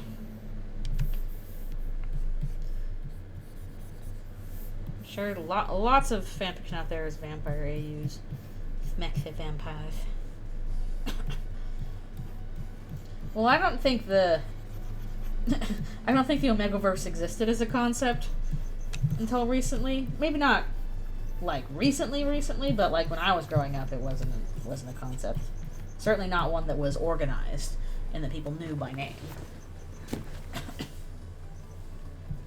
Penguins in Madagascar. Yeah, I had a bunch of X-Files when I was in high school. That was very bad. And also, even before then, I had Real Adventures of Johnny Quest fanfiction that was not good. I thought it was fun, but, you know, I was like 13. 12 or 13, so of course I thought it was good. But, that was one of my first... Didn't I work on Johnny Quest? No, that was Johnny Test. Not the same show. And also, even then, Johnny Quest was originally a show from the 60s.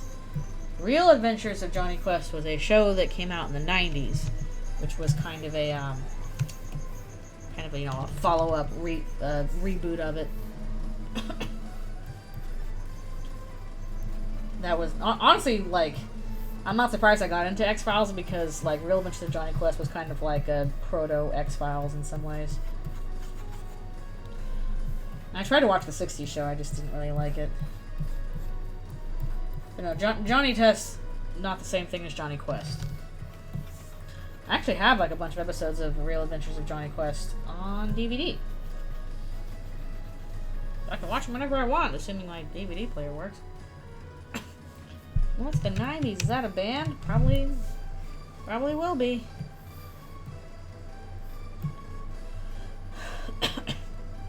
Oh no. Okay. Yeah, watch out for that. And if you need to, like, if you ever find bugs in your hair, or if you ever find, like, small little white, flecks, get that checked, because those might be lice eggs. And I say this as somebody, like, there's no shame in it. I had lice before. It was really bad. It was awful. I hated it so much. You want to get rid of that as soon as possible because it's just miserable. It's a miserable time. I'm not even sure where I got it from. Probably from some Bible convention that we went to. Maybe I had it before then. I don't know. But I was, like, young and, lice was terrible. Never want to do that again. So if you're worried about that, do check on that. Don't sit on that. It'll be crappy.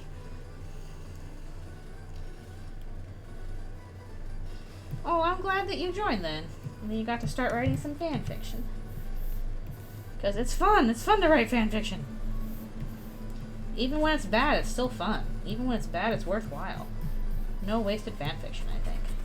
Except for maybe that one. We had a riff once that was But there were other reasons for that. Jesus gives you life. Jesus, no, how could you? Oh yeah, I think I have 2 seasons of the X-Files on DVD.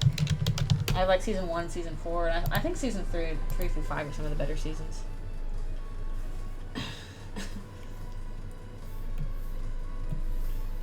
Oh, then again, probably back in Bible times, they probably didn't have to deal with lice a lot. It would have been not fun.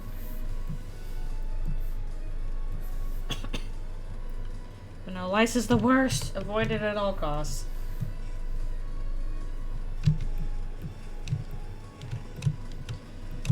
At least Lancer is easy to color.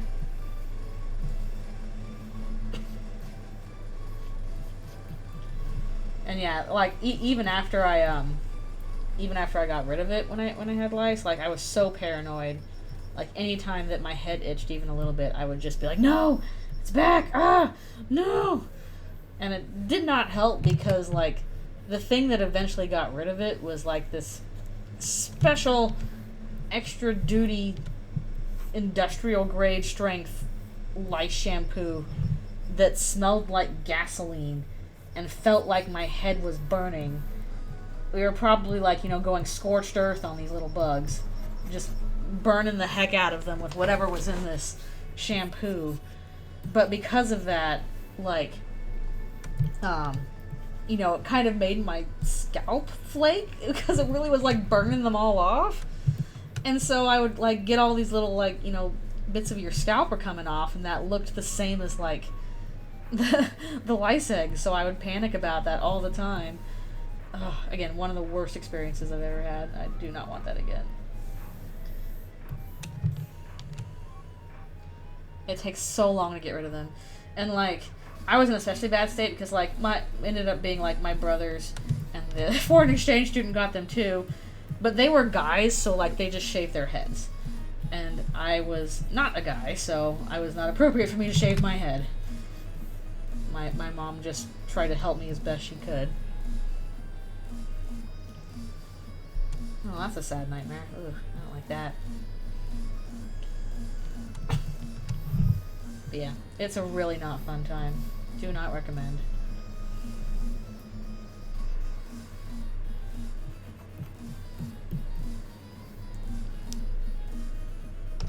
I don't know what was in that shampoo, but it did smell like gasoline. And it felt like it was burning. There go your weekend plans. You'll have to find other weekend plans. I do not recommend those as weekend plans. Yeah, honestly, maybe nowadays they would let me get away with shaving my head if I got that again. But, you know, I was like a, 11-year-old girl. So they probably would not have let me shave my head. But the guys could shave their head. Not me. I'm pretty sure, but you know, at least might cut my hair short. But the problem is they'll latch on to like any bit of hair, so even short hair is not going to stop them.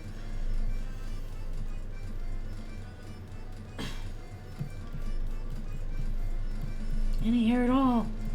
It was so bad. Actually, I wonder, did I cut my hair short? I don't know. Probably. It feels like I would have to.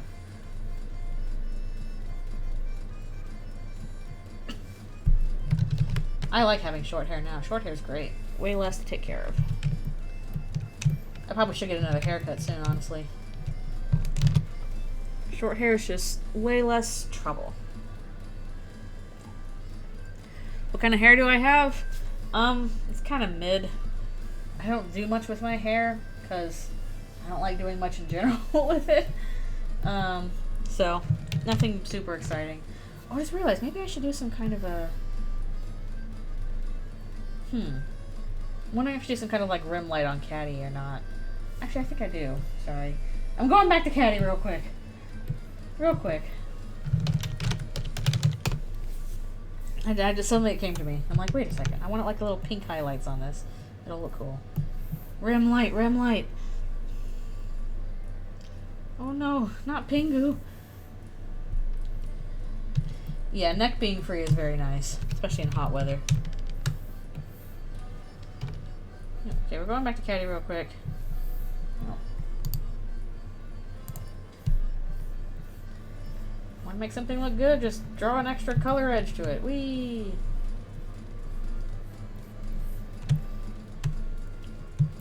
Want to get a big nose ring? I mean, if you want to go for it, although that seems like it'd be kind of hard to take care of. Like, in your way. Sure, I've told you guys the story about how I tried to get my ears pierced and then it really did not work out. Ooh, nom pizza. The horrible tale of how things went terribly wrong with me getting my ears pierced. Not as bad as the lice, though. I was a victim of Claire's. I was very much a victim of Claire's. Don't get your ears pierced at Claire's. Very bad idea.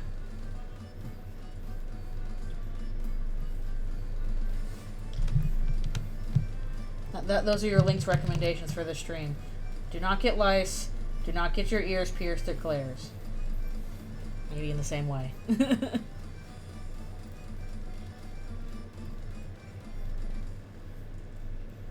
I didn't really want my ears pierced that much in my backup weekend plans. I've shot all your weekend plans down. It's the end of the weekend anyway. It needs to be your week plans. Yeah, it's so bad. My prayers go out to Claire survivors. I don't know why they keep doing that when, like, you know, it never goes well. But basically, about just don't get your ears pierced? Well, that's what happened after that incident with Claire's. I did not go back to get my ears re-pierced. I'm like, I think I've had my fill of having my ears pierced. But if you're going to pierce your ears, nothing wrong with doing that. Don't go to Claire's. Go to professional people who know how to, you know, pierce ears properly.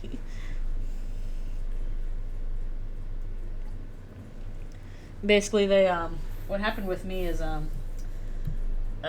so I went and got my ears pierced, and they have the studs that you have to stay in your ears for like 6 weeks or something like that, before you can take them out so that the piercing will take. And I was in the shower one time when I had the studs, and I was like, brushing my face and washing my hair and all this stuff, and all of a sudden I kind of pushed my hair back by my ear, and I was like, ow, that kind of hurt a bit. Didn't know what it was. Got out of the shower and then touched my ear, and I was like, wait a minute, where's my earring? And what had happened is my earring had gotten pushed inside my ear, as in like it was in the cartilage of my ear, because the stud was in too tight. Oh yeah, Eldritch Caddy. That's because the stud was in too tight, so it had gone inside my ear.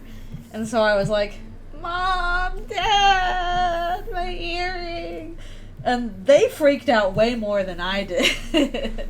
They were like, ah! They were totally freaking out, like, trying to push it back out, and there was just, like, all this blood everywhere, and I was like, ow, ow, ow, ow, and they were like, ah, ah! Like, they were way more freaked out than I was. And eventually they got the earring out, and I took the studs out and never put them back in, and my ears grew back. The cartilage grew back.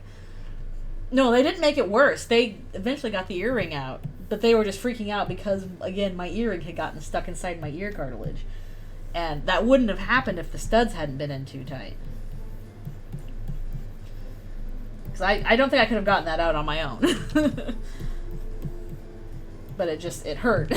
Because they were trying to basically re-pierce my ear to get the earring out. So, crappy time. That's why you don't get your ears pierced at Claire's. Because they don't do it right. We definitely want to make sure that stuff is clean, but if it's getting infected all the time, then that might be a problem. You might want to talk to a doctor and see how that's going. It was just a bad time. A little bit of this, a little bit of that. A little bit of Lancer.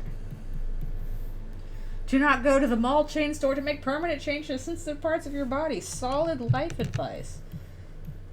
Don't do it. Okay. I'll do a little bit of rim light on him as well. At least he's going pretty fast. Yeah, it's fine. Some people do. the brush I wanted. Some people are fine with pierced ears. I was never that intimate in the first place. It was just kind of like, oh, you should get earrings because then you can accessorize and blah, blah, blah. And I'm like, all right, whatever if you... Oh, put that up. I was like, whatever if you say so. And then that happened and I was like, I don't want to get my ears pierced again. And they're like, that's fine. It turns out I'm fine without it.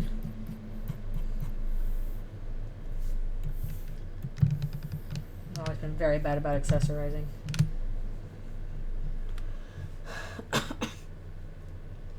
Yeah, I don't even wear hats that much either. True. Pretty much the only time I try and wear hats is like, okay, I'm going to be out in the sun. I need to protect my face. And the problem is now I think I've lost my one hat. I had a hat that was like a Kingdom Hearts 2 hat.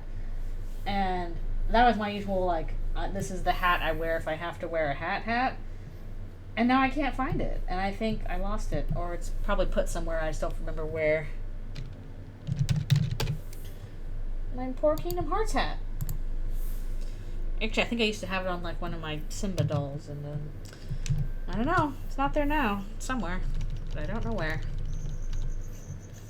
So yeah, I'm super bad about wearing hats, wearing accessories. I'm like, sorry, I just can't think about it. I can't coordinate my body. It's really bad too, because also like this kind of spills into when I'm trying to do like, you know, character designs and stuff like that. Sometimes, you know, like accessories look good on a character and they accentuate how a character looks. And then I'll just forget to draw their accessories. This is even if I'm like working on work stuff and like, okay, drawing somebody else's character, this character has an accessory, and I'll just forget to do it. So that's my bad. Thank goodness Lynx doesn't have accessories. He's just a little guy. No, Shanty did not wear much. Her accessory was her fish in her little stuffed fish in her pocket. That was about it.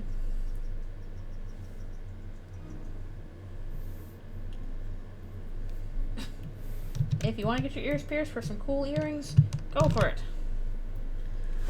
The only accessory he has is accessory to crime. True. True facts. Alright, let's do some... Actually, before I do Monster Kid, let's stretch, because I think it's stretchy time. If I recall correctly.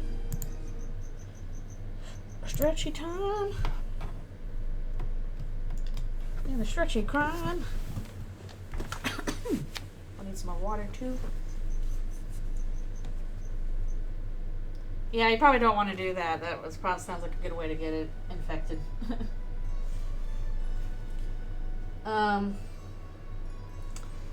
Yeah, you can share that link if you like for your own art. I haven't done much with Monster Kid, and now I guess I'm also going to have to at some point tackle a design for Snowy, since we were talking about that on my Tumblrs. I'll have to figure out a design for it.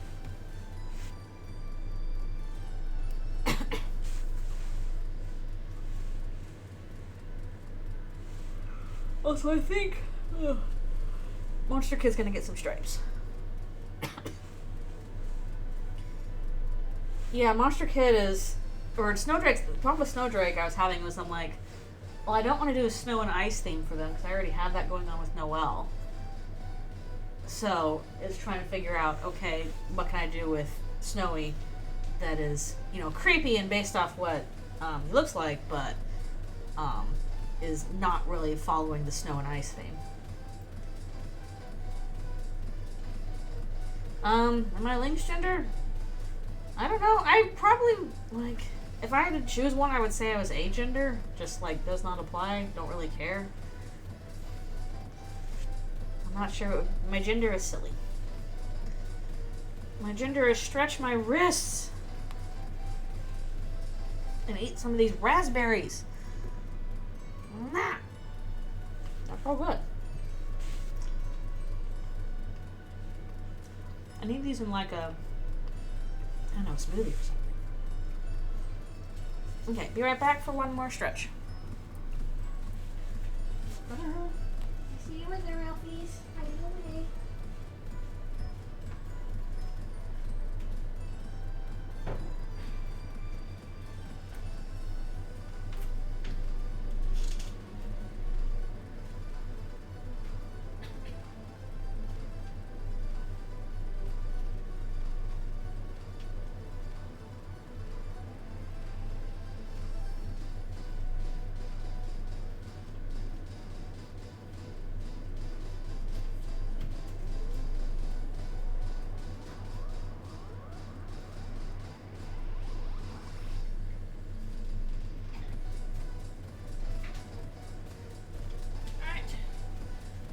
turning. I'll need to have one of the muffins I made later because they turned out pretty good.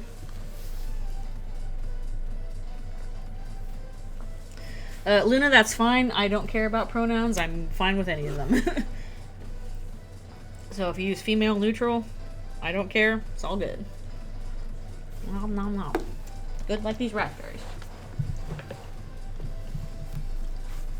Sillyism. That's just silly. That's just silly.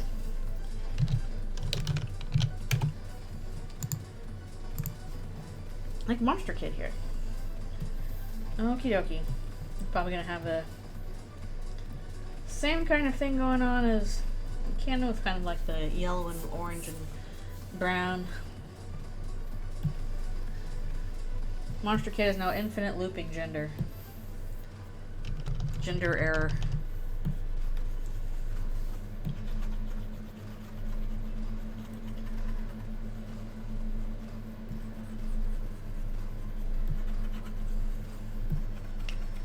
Warning, gender not found. Yep, you left out a gender semicolon. You didn't close the gender bracket. Now look what's happened. Gender just spilling out all over the place. Now we have a gender leak.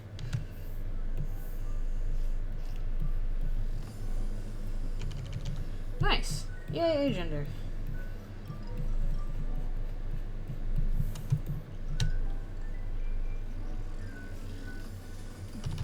I have heard of that book. I haven't read it. Yeah, it's kind of sad people turn it into like a joke, although I think if you're using that joke now, that's pretty silly. That's a joke from like, what, 2010? Come on. Okay. We'll give Monster Kid some stripies. Because he's a kid. Or they're a kid. All kids have stripes. That's what Earthbound taught us.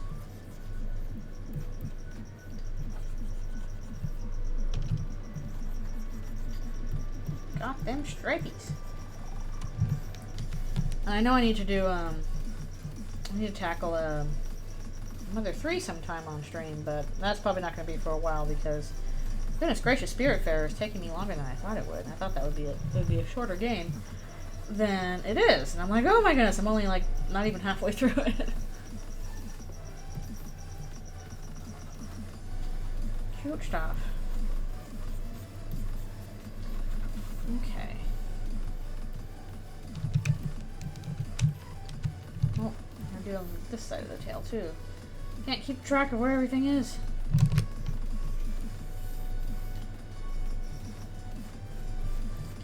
I need to dig up the ask that I did where somebody was like, how do you classify all the different kinds of creatures for Eldritchrune? Because I came up with like 5 classifications and now I can't remember what they are. So I really need to track down that ask, but I can't even remember when I did it. So, foolish of me. Foolish. Stupid ads. Sorry about the ads. They must be happenings. If you subscribe, you'll have no ads.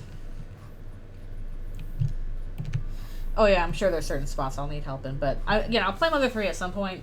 I just don't know when that's going to be. It'll probably be a while away.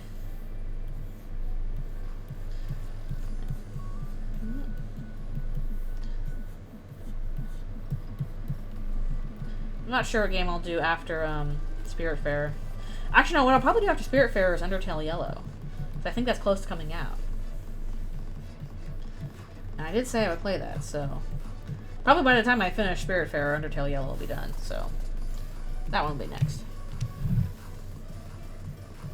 And I can probably do that in, like, 2 or 3 sessions at most.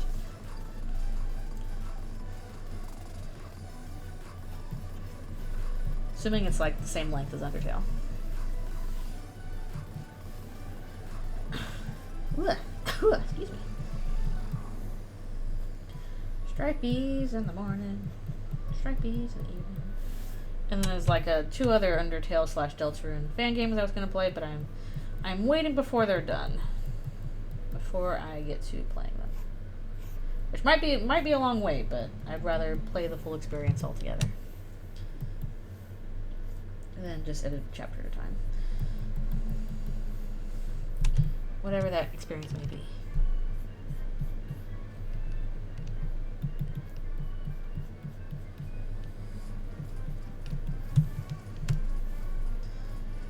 There's so many different FF job classes too. Part of me kind of likes, also wants to play like a Final Fantasy game that I've played before on stream, just to experience that, like either 9 or 10 probably, because those are some of my favorites. 12 would be way too long. 12 takes such a long time to play. Ads done. But I like 10 I really enjoyed playing, and same with 9. But I also want to try new stuff, so that's why I haven't tried to do another one I've done again. Like heck, I could also try Disco Elysium, that looks fun. What was it, Hi-Fi Rush? Looks interesting. Still want to do Monkey Island. Too many games to play.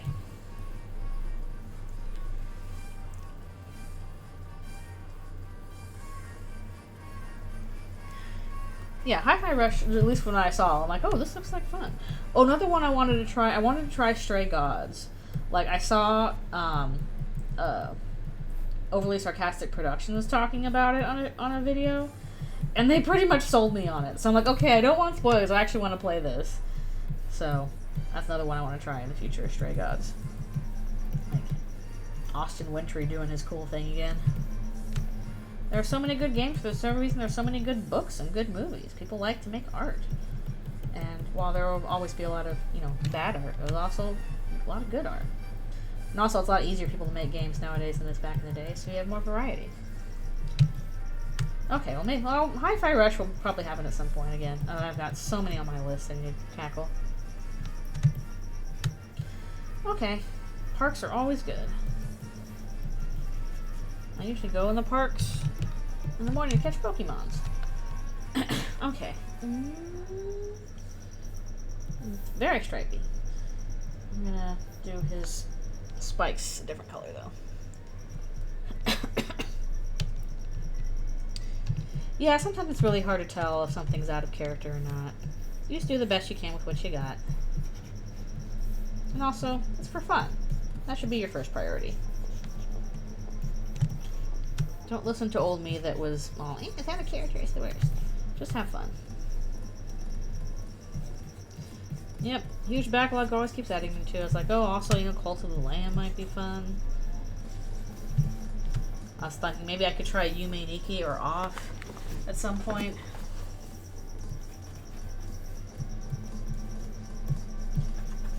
Yeah, I try and think a lot about, like what the characters might do, or like what the themes are around the characters in Eldritchrune.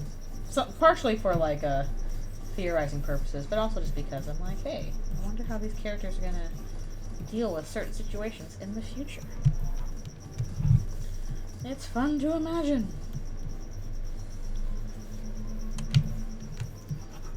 Probably do multiple things going on. Multiple shadows.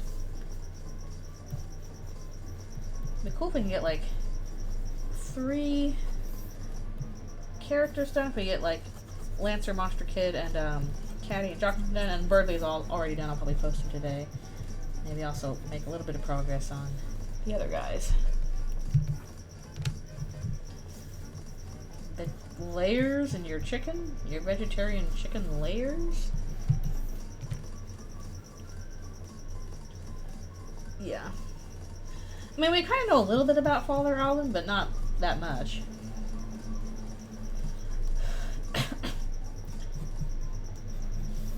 We probably know more about Father Alvin than we do about Azrael, just because what we know about Azrael's, like, comes from just what people have said about him.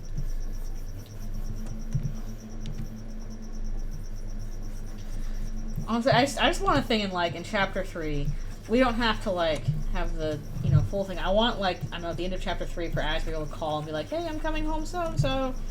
Just so we can, like, see him, hear him briefly, even if it's, like just his little face or what, face, sprite or whatever, not actually see what he looks like. Because, the sprites for Lightners are black and white anyway. But please, just let us hear him once, briefly. Show us the boy. Show us the boy. Show us the boy. Layers of Chicken, my favorite game.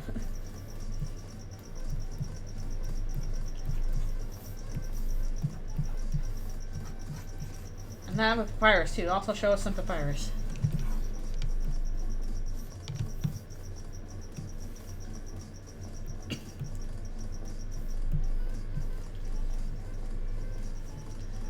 Yeah. I want Chris to have their sibling. Be around and comfort them. Please.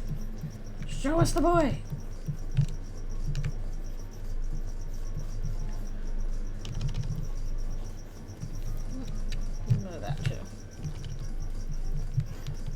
And, oh, kind of yellowish teeth as well. Oh, I'm excited too. I wonder when we're going to see Des. Show us the Des. But I wonder when that will happen. And whether or not it'll be like a flashback or if it'll be actual Des. Just give us something. Please.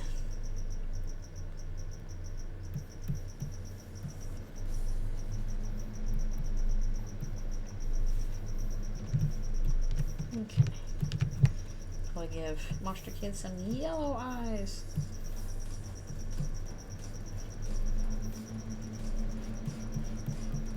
I should probably do like the bags they have under their eyes.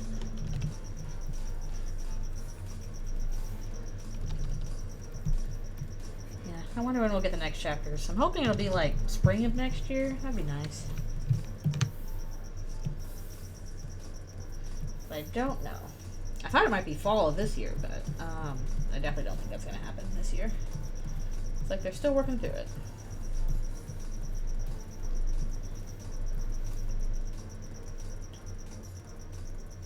Yeah, exactly. I really hope that their friendship stays intact through the whole game.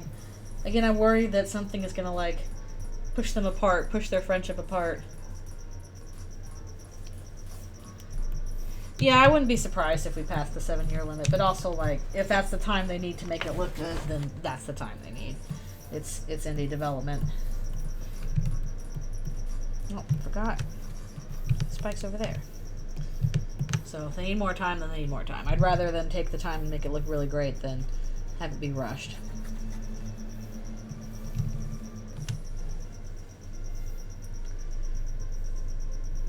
I don't know. I don't know if he's going to keep just game updates to fall. Especially since these are like, you know, chapters, not the full game itself, but whenever the time is right for them. I'm sure he's keeping very busy. Yeah, spring next year would be nice, but I can also definitely see it being fall next year.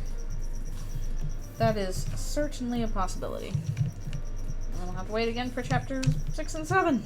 Bah!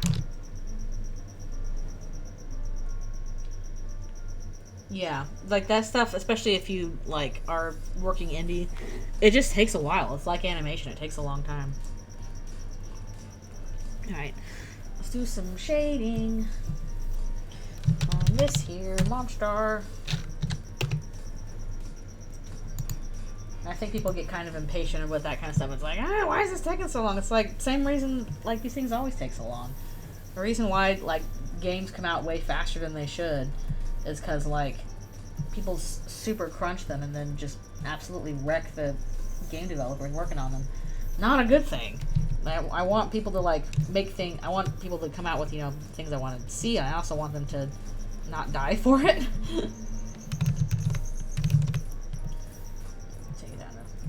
Purple one. Like, please be healthy while you're making my art. It makes better art, for one thing. Yeah, exactly. I don't want them rushing it out like the AAA developers do. It's going to make a worse product. And then it's also, more importantly, it's going to wreck them. And you don't want that to happen.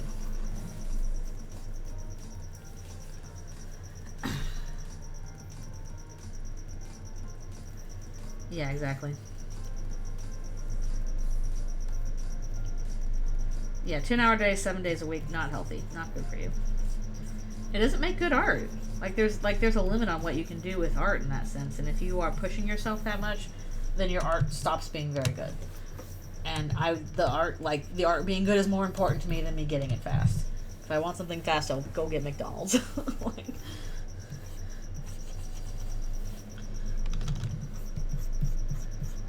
As they say, you can either have it fast, cheap, or good. Pick two. And even then, probably not even pick two anymore.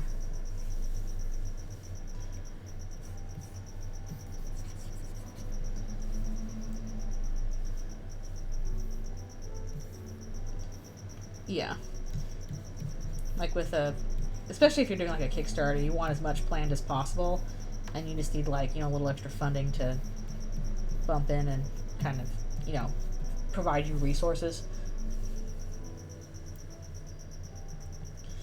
Yeah, exactly. Like, there's just these release dates out where, like, it's just kind of unreasonable for how much work you have to do, especially with, like, AAA games that have way more, like, graphic nonsense necessary than, and by graphic I don't mean, like, bad, I mean, like, art style and stuff like that, and technology. But, the heavier you make that stuff, the more time you gotta spend on it to make it look good. Reasons why I don't really want to go into game development, even though I love games, just because it doesn't seem like it's a very, it seems like it's a hostile environment to a lot of good art practices. Graphic nonsense. Like, it used to be, like, back in the console wars of, probably early 2000s, it was a big deal if you could have all this, graphical fidelity and all this stuff, and I think we're kind of hitting the ceiling on that. So it's not, you can't really do an arms race in terms of, tech capability anymore. Yeah, it's like, that's not good. You shouldn't have to, like, get expansion packs to see the full story of the game. When you buy a game, or download it, whatever, you should be able to have a complete product. You should not have to have it piecemeal. It's not a service, it's a story.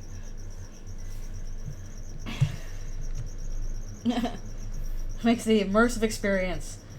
It's like those 4D movies where it's like, we're gonna make it a big 4D experience. When it splashes water on the screen, we're gonna spray water in your face from the seat ahead of you. This is movie going. Like, it kind of mostly sounds obnoxious. If I wanted to go on a ride, I would go to Disney World.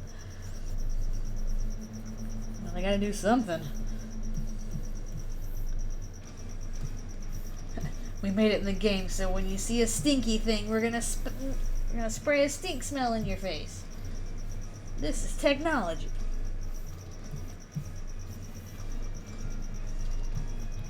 Bunch of kids like, I will eat your technology. Like this. Yum yum.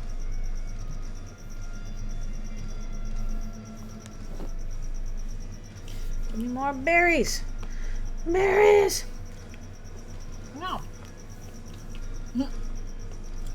Oh, that's awful. Oh, I'm sorry. Kind of like a sympathetic sensory thing going on. Oh, man.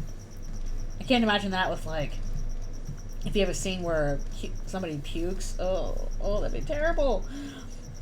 You'd have a theater full of puking people because we're kind of hardwired to respond to that. Ugh, ugh, ugh. Ooh. Yay, more Spider-Verse stuff. Well, I really hope they're not overworking the artists on New Spider-Verse, or I'll be mad. Don't do it. Don't you do it. The joys of smell-o-vision. Exactly.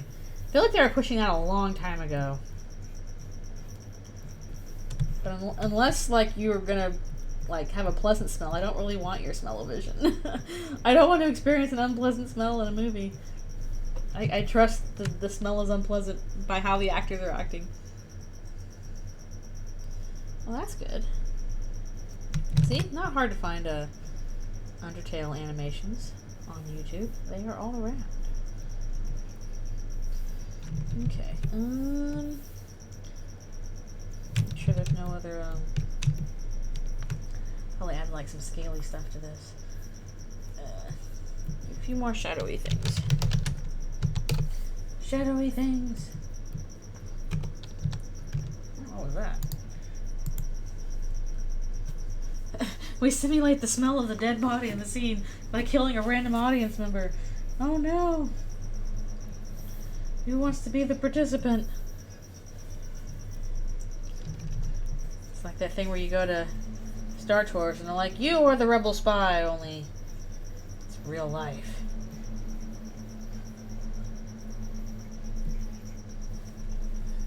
Okay. I'm gonna do one more.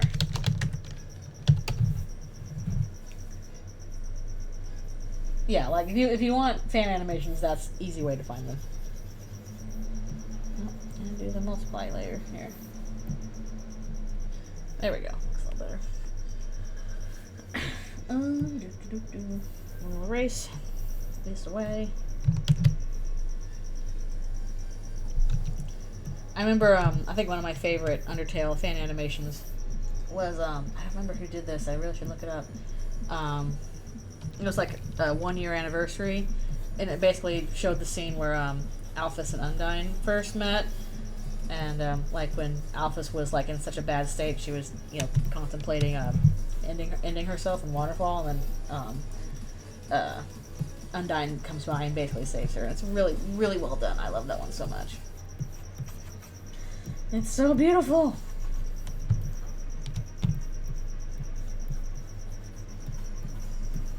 Hey, look up who did that, so you can properly credit.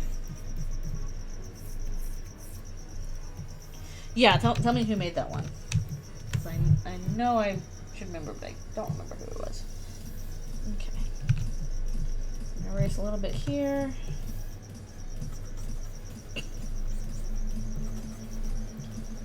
Erase, erase, erase. I'm a little annoyed that I can't find the original line art I did for Queen for these. Ice copy. I don't remember that artist at all. That's crazy. For some reason I thought it was like another artist that I would have known, but I don't recall that name at all. Ice copy? Interesting. Interesting. I'm trying to remember that. Unless I'm pronouncing it wrong. Iscopi? Escape? Sounds like ice copy. I'm not sure if I'm pronouncing it right. Okay. Let's do a little bit more colory stuff here.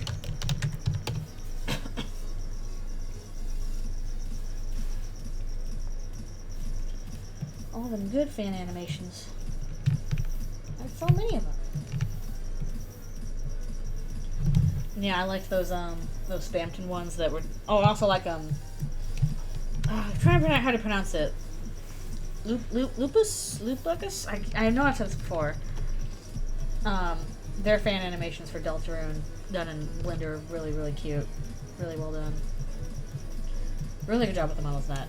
Yeah, how do you pronounce it? Is it Lupux? Lupus? I can't pronounce it. Like, I can spell it, but I can't pronounce the name.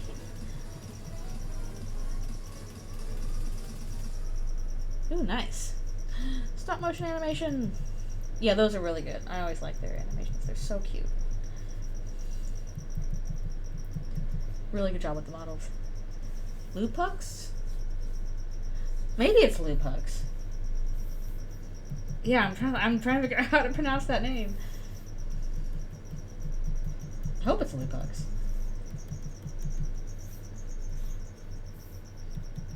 But yeah, super duper duper cute. Makes me wish I knew Blender.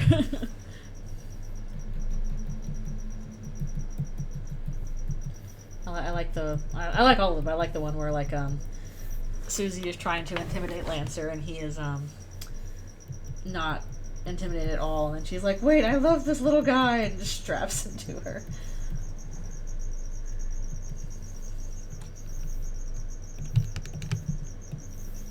Yeah, the designs are really good. Like, very canon compliant, but, like, translated very well to 3D. Yeah. Everybody likes the scene after defeating Spam from Neo because it's such a good, little insight into what Chris is feeling kind of thing. You don't often see. I'm a little nervous once we get chapters 3 through 5. I've not been traditionally good at finding the secret bosses. So I'm like, oh no, I'm gonna miss the secret bosses, aren't I? And I'll get to the end and people are like, did you play the thing? I'll be like, no, I missed it. And I can't find it. Like, both Jebel and Spamton, I just did not see it all until after I finished the chapter. Yeah, I gotta get in the habit of, like, backtrack everywhere. Just, have I entered a new room? Well, I'm going to go back to the other room and check on that real quick.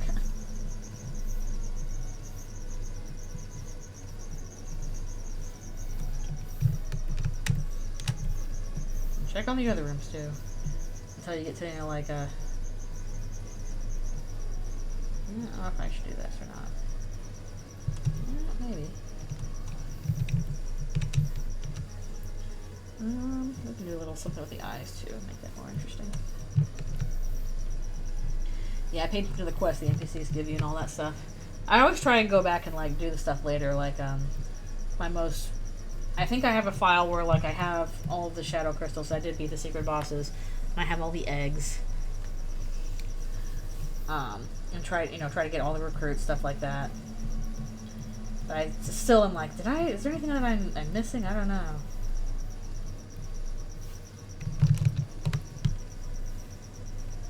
And we'll see how it goes, kind of translate, like, the free versions of the game we have to when it's paid.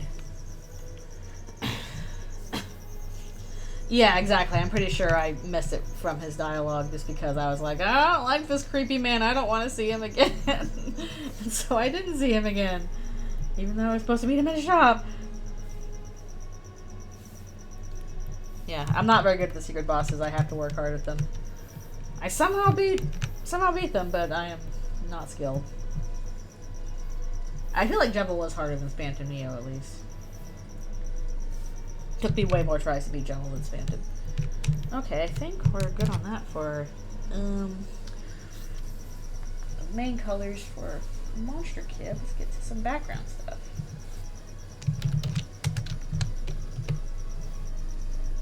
Actually, what I should probably do is another stretch. I think it's stretch time again. Yeah, reasons why I have no intentions of playing Snowgrave. Or Weird Route, I guess. I really hope that the story is not a thing where, like, you have to do the Weird Route in order to get full story stuff that would be unsatisfying otherwise, because, like, that would make me sad. I appreciated the fact that in Undertale I did not actually have to play the Genocide route. I still haven't. I have no desire to. It just doesn't seem very fun to me.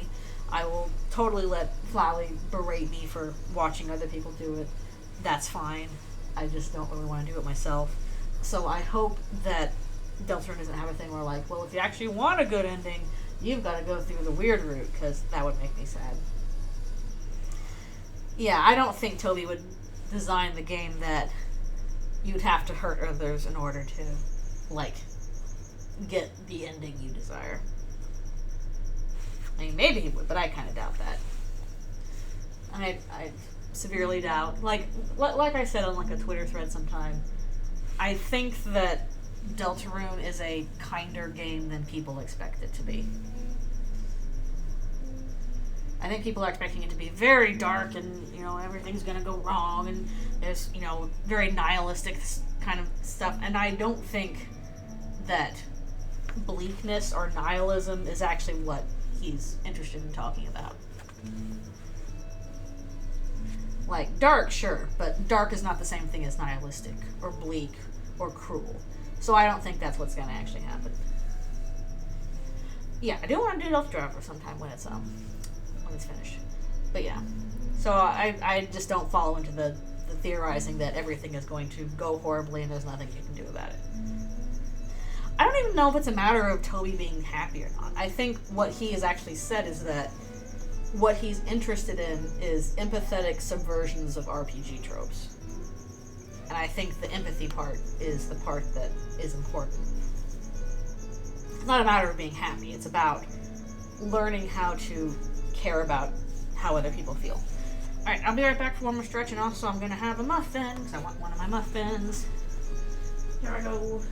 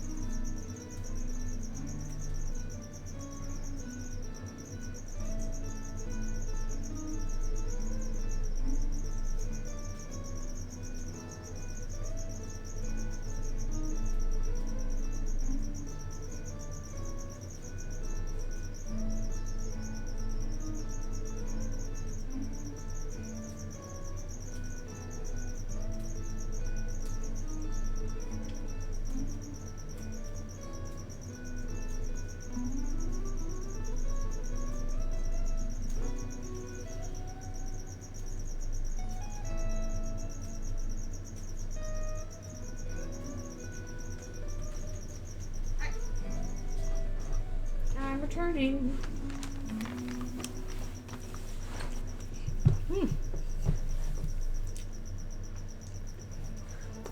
Yeah, yeah, I don't think the game is going to be unnecessarily cruel. I don't think that the point of the game is the player is actually a bad guy. You are a bad person for playing the game. How dare you? Like, no, I don't think that's how it is. I think that's silly. Which I'm worried that maybe Paper Trail might have come off as that, especially with, like, having Gaster pretty much say as much. And I think, looking at it now, I'd be like, okay, no, I don't think that's actually how it's going to go. Because for one thing, I think that, I think Chris specifically asked to be possessed. I think that's more interesting that way, and I think it makes sense character-wise that they would do that. And it also explains, like, somehow they're acting now, where they're, like, I think it's the kind of thing where, like, they asked to be possessed, and then later they were like, maybe this wasn't such a hot idea. I probably shouldn't have done that. But now they're stuck with the consequences of it. But I think it is going to have to end with the player separating from Chris, because the point of Chris's character arc is that they are basically learning that they can make their own decisions. That they have the courage to do what they want to do. That they feel like they need to do. Because I think the thing that is their struggle is that they don't feel like they're indecisive. They lack courage. They don't know how to make their own decisions. They feel like they're bad at it. And recent comics will probably go into that. But I think the point of them going through the Dark Worlds is that they're going to learn, I can make my own decisions. I am capable enough to, decide things on my own. I don't need anybody to hold my hand anymore, including this thing I've invited to control my life. And that's when we'll separate from Chris, because that to me feels like the culmination of Chris's character arc, is them learning, I can do things on my own. I don't need you, the player, anymore.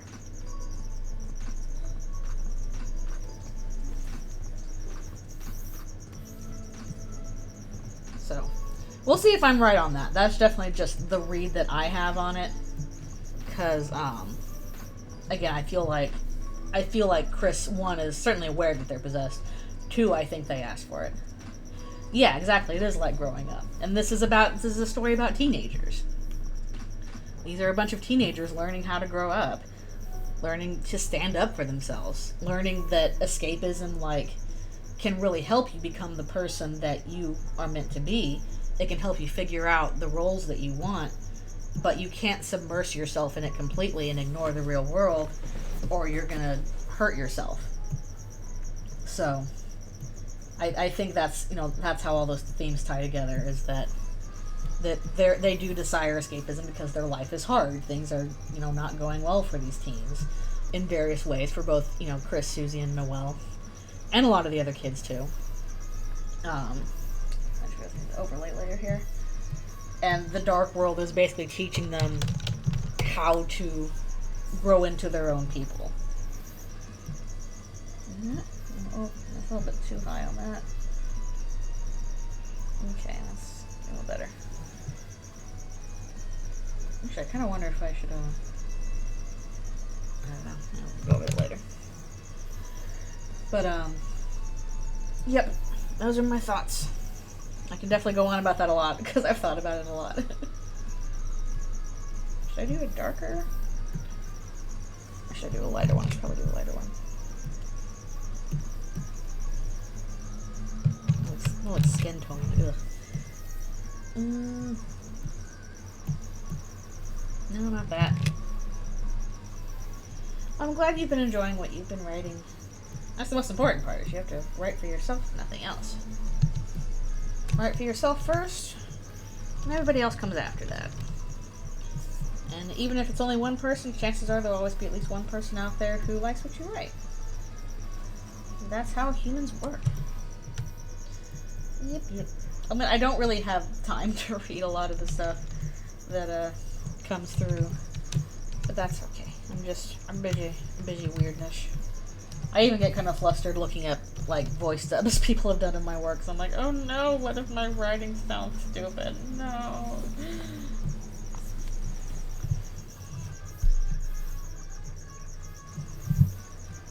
I'm just weird that way. Thank you. I'm always worried that it'll sound a little different being spoken than how I write it out. That's a lot of chapters. That's a whole lot of them.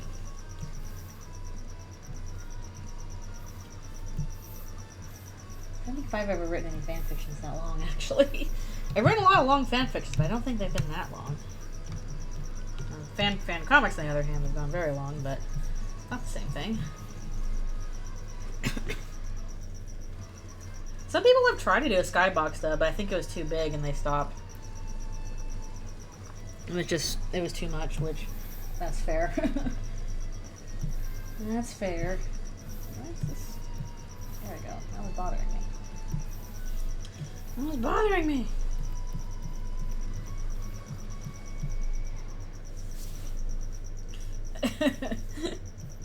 My voice is deep and scratchy like a good Christian man. Oh. Seventh McDowell just makes box sounds. Wah, wah, wah, wah. And it probably is just ominous humming. I don't know if it makes any noise.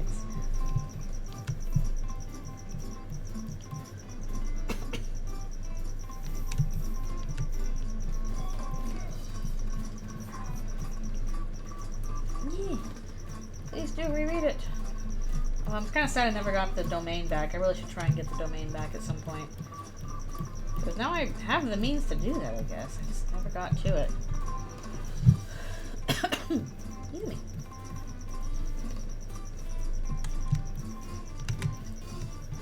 Yep, comics all done. I was very happy that I got to finish Skybox.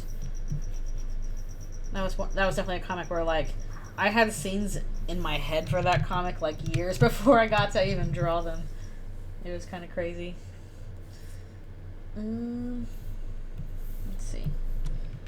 Like, I would just walk around the neighborhood and be like, oh yeah, this is how it's gonna look. What scenes were those? Definitely the final scene, the final big scene where, like, the skybox is approaching, or the Simurgh is approaching, and Shanty does her big, like, skybox rush with all her friends to get to it. Mostly because, like, I had music that went with that was in my head playing with that scene. And also I think I really liked how the scene came when, like, Tyrannus has Shanty, you know, in her grasp, and she's like, ah, I'm gonna get you. And then the space side come out and just, like, boom, boom, boom. and hit her with the darkness box signals and kind of like disorient her. Like that scene was very clear in my head. Space side, my beloved. Exactly. I always really like the space side. Do one more shadow for that. Yes, you did write that much. Because it's possible. Space side I came up with like well before the comic too. That was like one of my dream drawings back when I was doing those. I wish I could like republish those. Those are really good. I like doing them. But I don't think I can do them anymore. I did like 1,000 and stopped. I'm like, okay, I think I'm hitting my limit on how many I can do here. Yeah, it's nice to keep up at a project for a long time. Okay. Do one more. Do some edge lining because I like doing that. It looks fun. And Monster Kid will be done.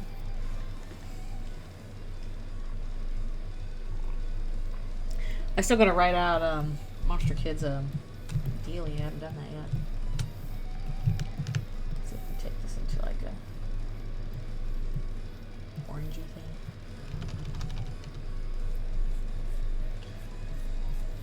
What a long boy. 7 months is a while. I tried working on a project for 7 years. What did I do to Monster Kid? He's an Ouroboros, or they're an Ouroboros. Keep screwing up. Sorry, Monster Kid, I'm screwing it up. Now they're long. Because that's Eldritchrune. Everybody's scary. Everybody's scary.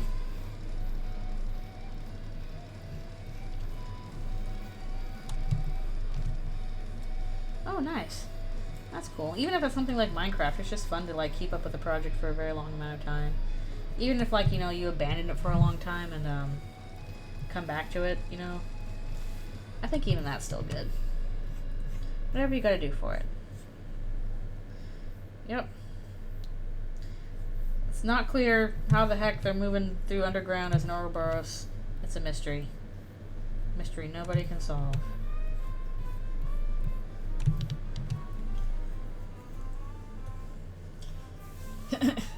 Ages of 13, 15 years old. Yeah, I follow Chuck Tingle on his social, so I saw that book came out. It's so prolific. Super duper prolific. I think he's getting into writing horror now. Yeah, you can go and read it. Pretty sure it's out. If you desire to read it, you can. No one can stop you. Okay. I'm just gotta erase the other lines going on over here. Erase, erase, erase. Brain for gore? How could you for gore? How could you possibly for gore? I can tell that, you know, slang is, or internet slang is messing with my brain again, because I'm like, I use for gore now more often than I use forget. I'm like, oh no, I forgore. Like, when did I start doing that? I forgore. You have the power. I have the power. Yep. Yep. Okay. Monster Kid's done. Huzzah. We've gotten through 3. And we also have Birdly done. Alright, we'll see how much farther I can go. I've got about 3 other ones that I can start on in terms of like finishing them. Basically, I just copied the line art I already did for the gods, like the bound gods, like Spanton and Queen and all that stuff, because I'm like, I don't want to redraw these guys if I don't have to. I'm just gonna, you know, copy that line art and take Chris out of it. Yeah, October always has a ton of art challenges, and I'm like, that's nice. I'm busy. Sorry. Too busy to do it. I used to do, like, Inktober or something like that, but, I haven't done that in a long time. But, like, if you already are busy with your own stuff, you don't have to do the challenges. Ain't nobody gonna make you.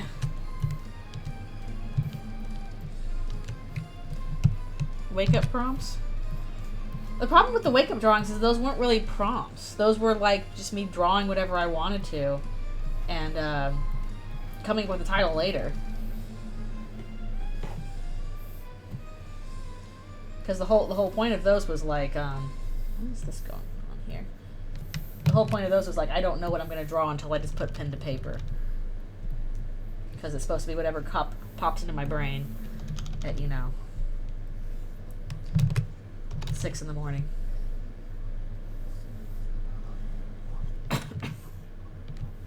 Yeah, like I'm not going to run out of stuff to draw anytime soon. I've got 5, scenes from Eldritchrune I can tackle. And probably even more. I haven't even checked out anything from like the ending yet. You're Spampton. Oh, sorry.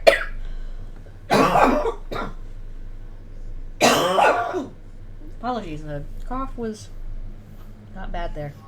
Ugh, it's probably gonna keep popping up. Ugh. The curse of Spampton. He gave me this cough. Dang it, Spampton. And I want to watch the Spampton sweepstakes again. Good for Halloween. Kind of filling out the rest of his stuff here. This guy's gonna be such a pain in the butt to color. Oh boy. He is scary. He cursed me with his Spampton curses and Cromer.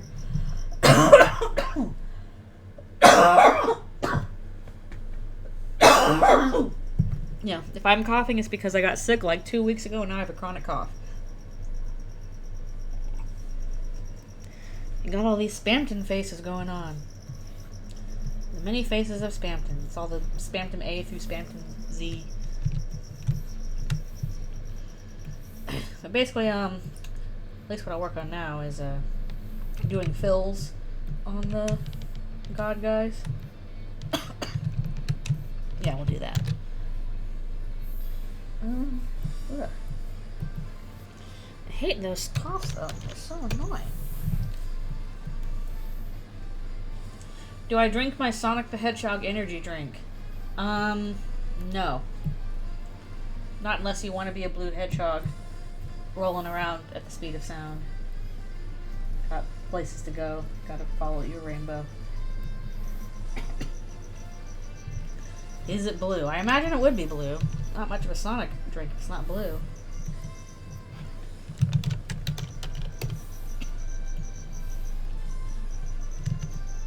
Yeah, come on. This is going to take a while to do fills for.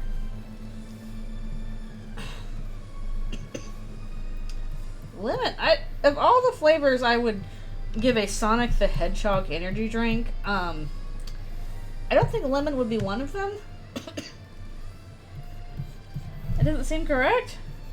I don't know.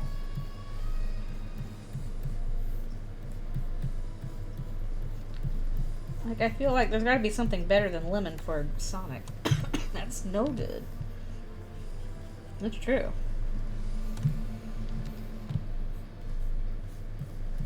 And that feels like that'd be more of like, I don't know, Tails energy drink. Not that I know my Sonic energy drink very well. Yeah, I got, ugh, I'm gonna be a coughing mess.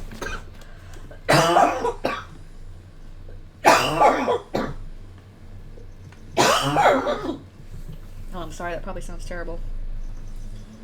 I'm gonna drink my water. Ugh. Yeah, there was no Spampton in Paper Trail, that's why it's sadness. It would have been a happy ending if we had Spampton. All rise for the National Spampton.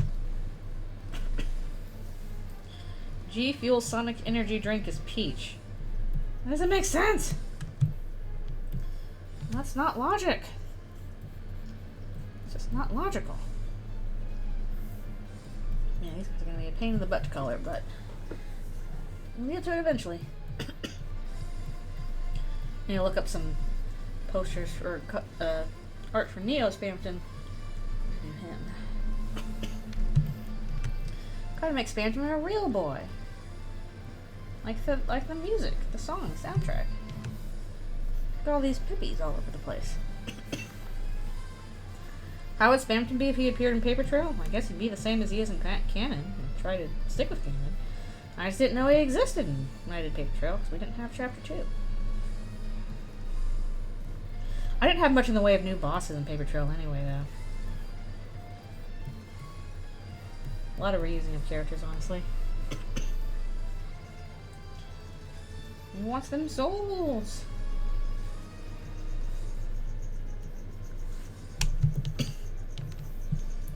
Give me your souls.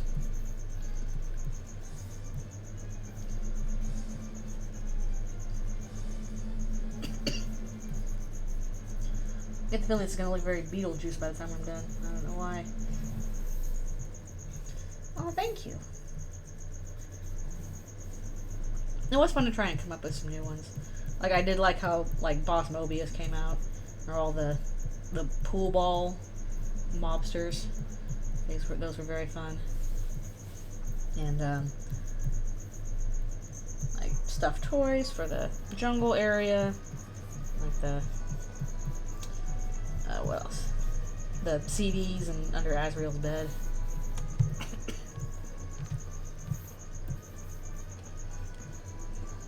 It was fun to come up with those guys. I enjoyed it.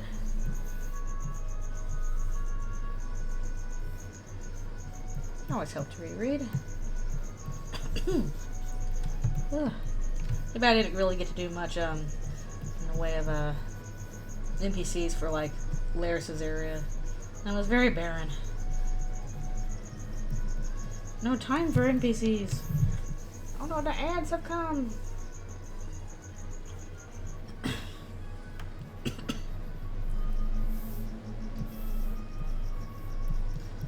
You going, ads? Although also, I probably should stretch again soon. Stuff gone very fast. Gotta make sure I'm doing these, getting these lines right. Or where the fill is. Ugh. I have the stupid chronic cough. Like, I'll just be like, trundling along, doing my thing, and all of a sudden your body's like, ooh, spasm. You've got a terrible thing in your chest. Be gone.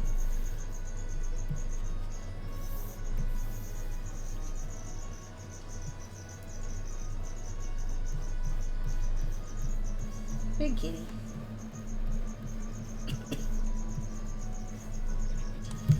Kitty kitty. Here's a Spamton for you.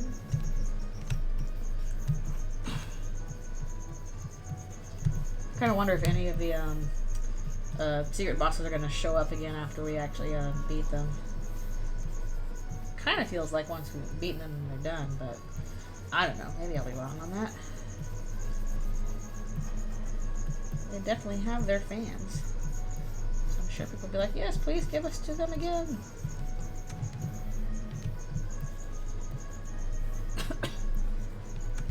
Ugh.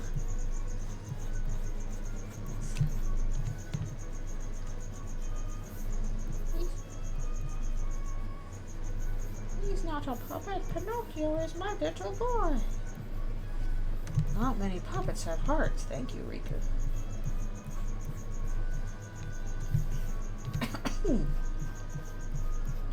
Blah, blah, blah.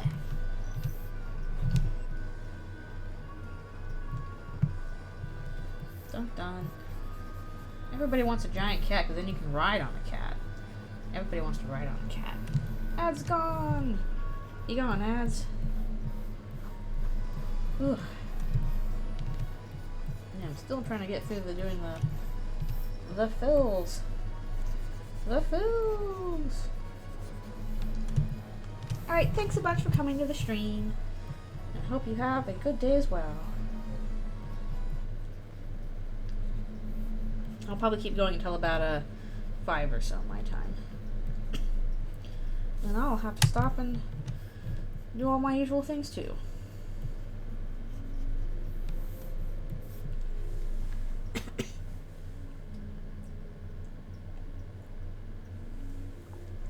Well, you don't gotta do anything I say. I'm just kind of talking. And eating my raspberries. Oh. Raspberries protect me from cough.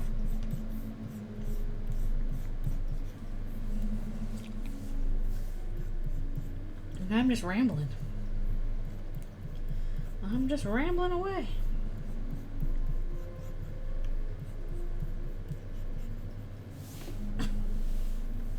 I will shove you raspberries through the computer. I don't know how this will happen, but it'll happen. Like, can we invent AI that transports food across great distances whenever people say, like, I'm eating a yummy thing? But, like, I want to have the yummy thing, too. Here you go. Ba-ba. We now have a yummy thing.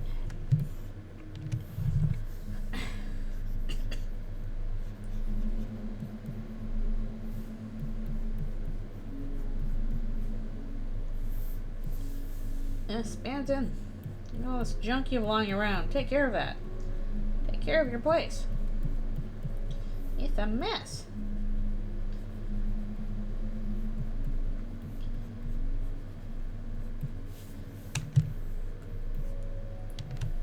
Oh, okay, I'll go up there for that. Willy Wonka invented that. That's true. And then it got screwed up. Alas. Also, we don't have Willy Wonka in this world. It's probably a good thing. If we're being honest. Oh.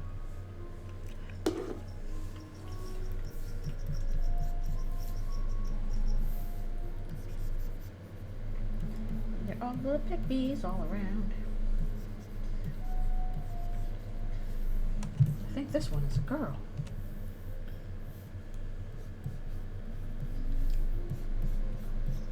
Got a little bow on.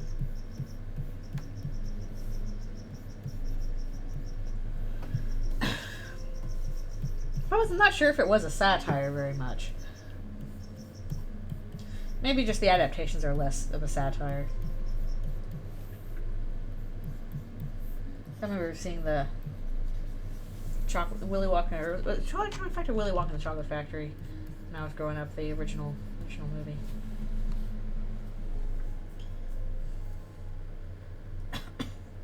Yeah. What are you doing? Get out of here. Yeah. I know what I'm working on. Taskbar? You don't have to tell me. You don't need to tell me that. Okay.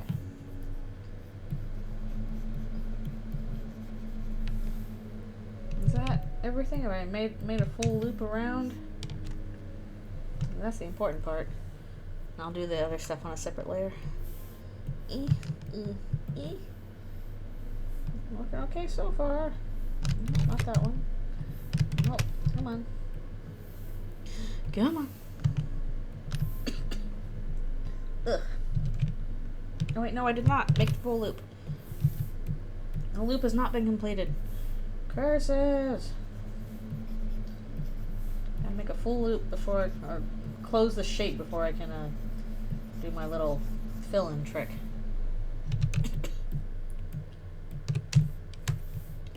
Okie dokies. Right. There we go. Okay. I think we got everything. I hope so. Find out when I do this. Find out next week. Alright, I'll do the fill. Different color. I'll do a darker one actually.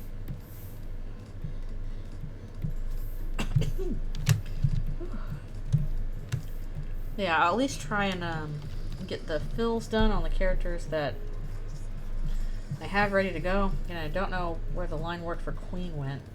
Just absolutely vanish out of my hands, which is kind of problematic. Like, okay, I knew I drew this. Where's the actual working file for it? Gone forever. I don't know. It's not in any of the layers I checked. So might just have to trace over the finished version, which is a bit of a pain in the butt.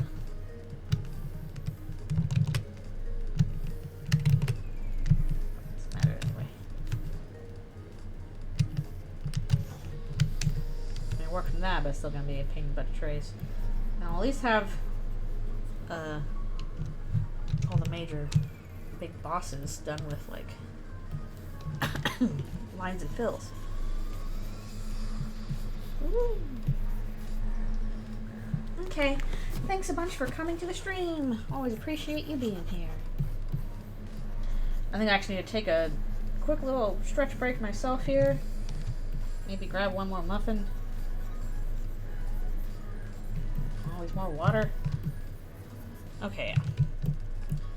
Again, always thanks for coming.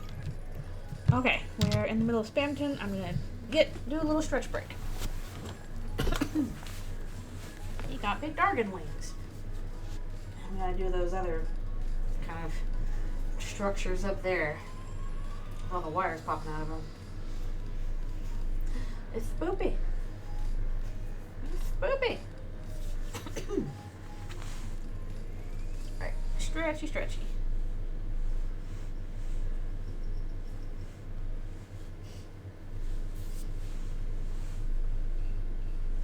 I'll probably go cough horribly farther from the mic. I need to do that.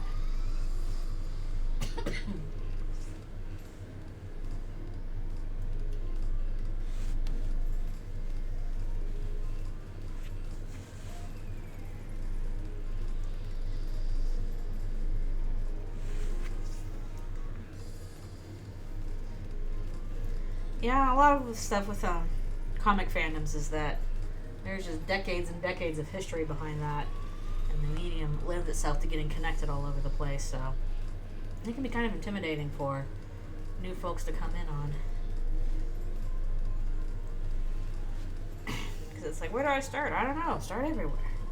And nowhere. But yeah, I think that's true of both Marvel and DC.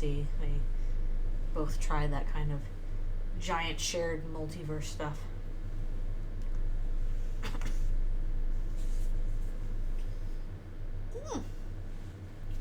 Alright, I'll be right back for one more stretch. And also, one more muffin. BRB.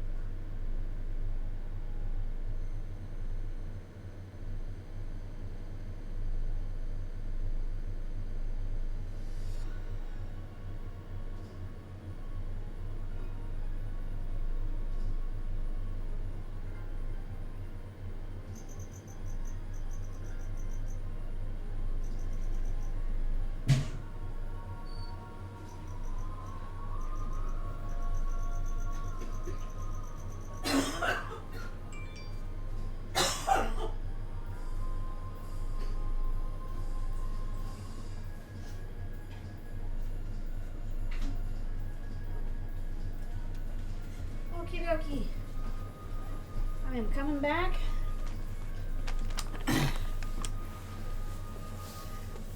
What kind of muffin? Whole wheat chocolate chip zucchini.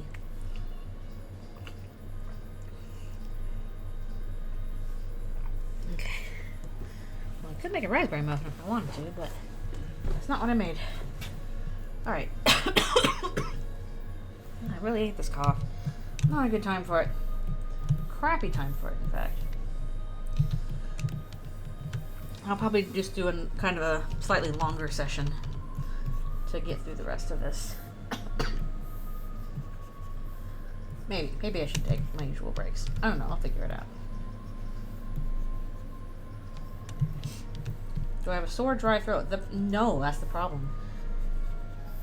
It's not really coming from my throat. It feels more like it's coming from my chest. My throat's not sore. It is, by all accounts, a chronic cough I get after I get sick. And it sticks around for like a month or 2 months, I don't know. And then eventually goes away. That's what happened in the past. It's like after I was done being sick, my body kept having a reaction to that. And then we'll just like, even if I didn't really have a cough while I was sick, I'll just be like, oh, you just gotta cough a bunch. Yeah, poor Ralsei. He's like, no, my castle, we were just making spaghetti. Silly boy. It was very fun though. Okay. Ralsei doesn't have to deal with a chronic cough. I hope not. They're not fun.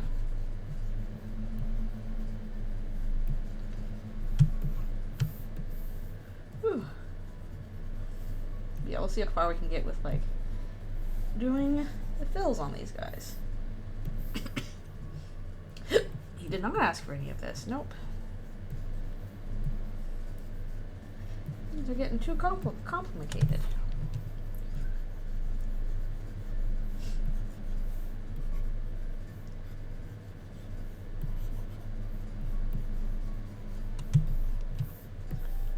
But nobody asked for the Spamptons.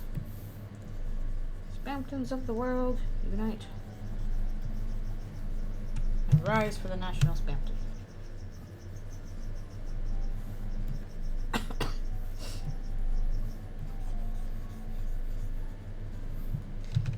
Okay, let's see. I hope I got all that. Hopefully so. Take some of it off anyway. Later.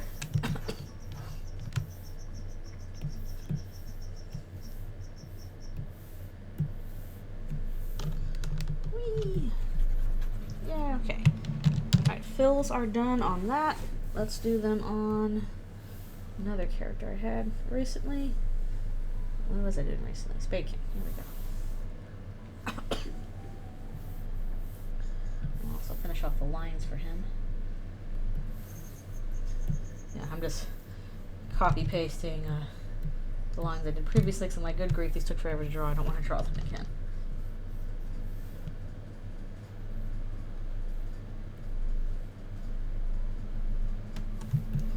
And all them spades coming up out of the ground.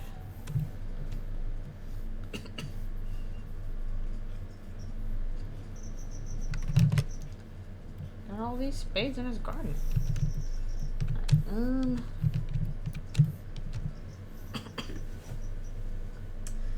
well, once again, I have to figure out which parts I'm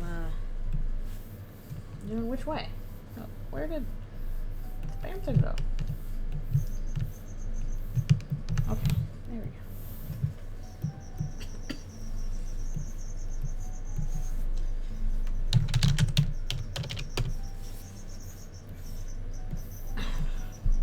It'd be easier to do the color on him than Spampton, though. I don't know. Maybe not.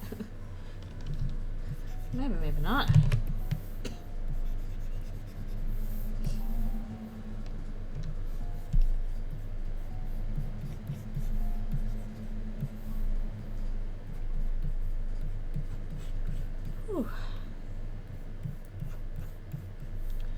these are definitely going to take a very long time to color. That's why I'm going to, I don't want to redraw you. I'm just going to reuse the line art.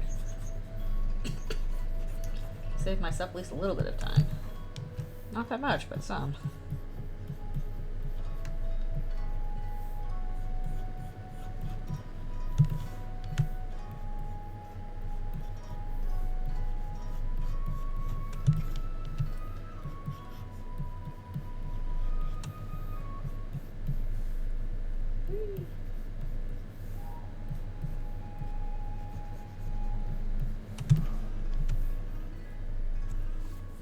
Am I ever going to change my Discord PFP? I mean, I can. I like Little Simmer. Maybe I'll do another Persona PFP and kind of like unify that across all my socials. People always know it's me. But I need to think of a cute thing to do with my Persona.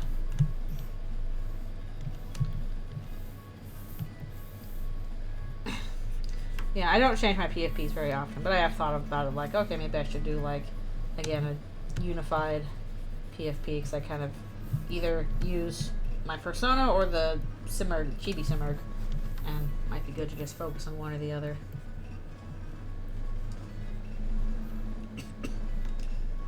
Yep, I usually have it as that. But maybe if I get some time, I'll do another little Persona PFP. Well, I kind of miss when they were called icons or avatars. PFP just sounds kind of weird. I don't know why. Get me back my old ways. Old Lynx yells at Cloud. Insert image of me yelling at Cloud Strife from Final Fantasy. For unknown reasons.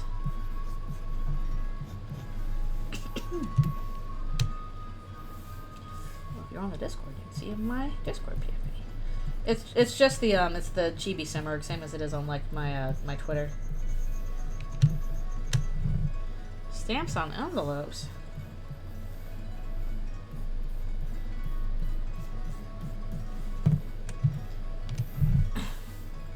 Yeah, little Chibi Simmerg. The actual Simmerg is very large. The largest of the boys. Yep, well. So that's also my PFP on Blue Sky. It is my PFP in many places.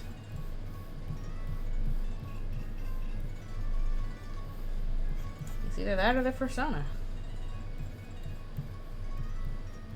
One of those two. Except on DeviantArt, I think it's another character from like a high school art thing I did a long time ago. I just never changed it. I haven't logged into DeviantArt in like, I don't know, bajillion years. Sorry, DeviantArt. I forgot about you. Yeah, follow me on Blue Sky. Who knows how much longer Twitter's gonna keep going. If that, new users have to pay to use the site thing expands, then that's gonna kill it pretty quick. Because I ain't paying for that. No way. No way. There are things I will pay for online. Twitter is not one of them.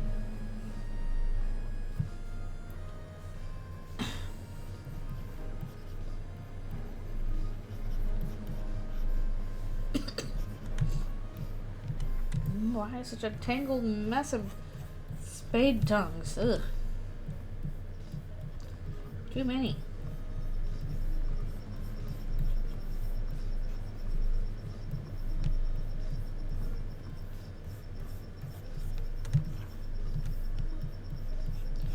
Too many.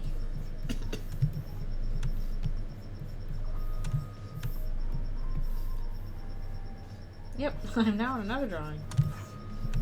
I'm just going through and doing fills on a few of these guys.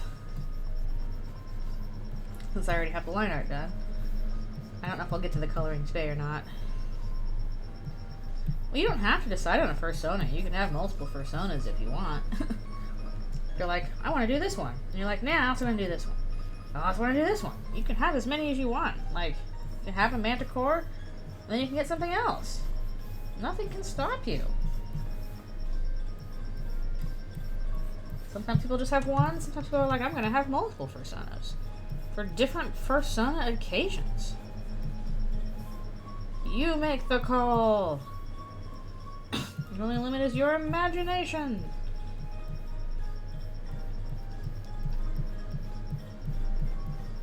I probably could make more if I wanted to, but right now I'm fine with just the Lynx Griffin. I need like a name for it aside from Lynx Griffin. This is what I use.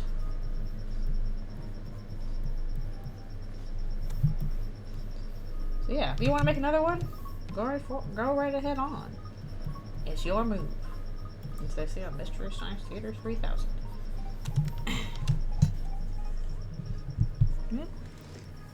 Yeah, there's a fox. Foxes are very popular. As personas, for good reason. They are cute and fun. I just realized I need to do that back there as well.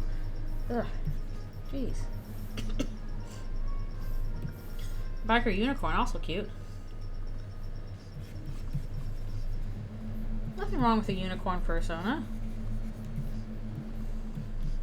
Well, that makes me think of the show I worked on. You can do it. Nothing's stopping me. You want to do a unicorn persona? Like, there's not assigned meanings to, you know, different personas.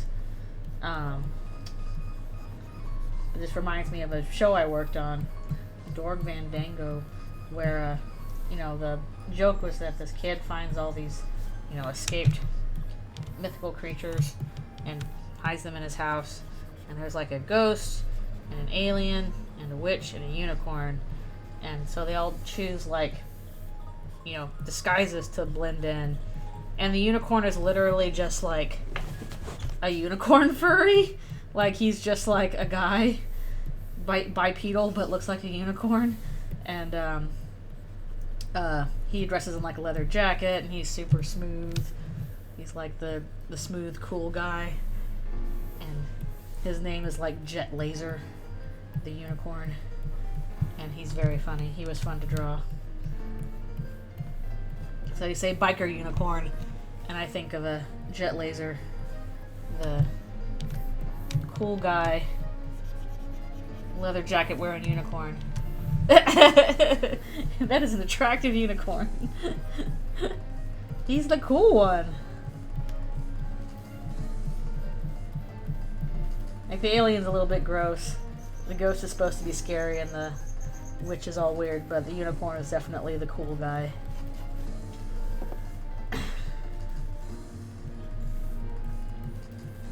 This is by the same company that did, like, a, you know, Song of the Sea and all that stuff too. Interesting to work with. It was a cartoon saloon. Lancer's line from his introduction.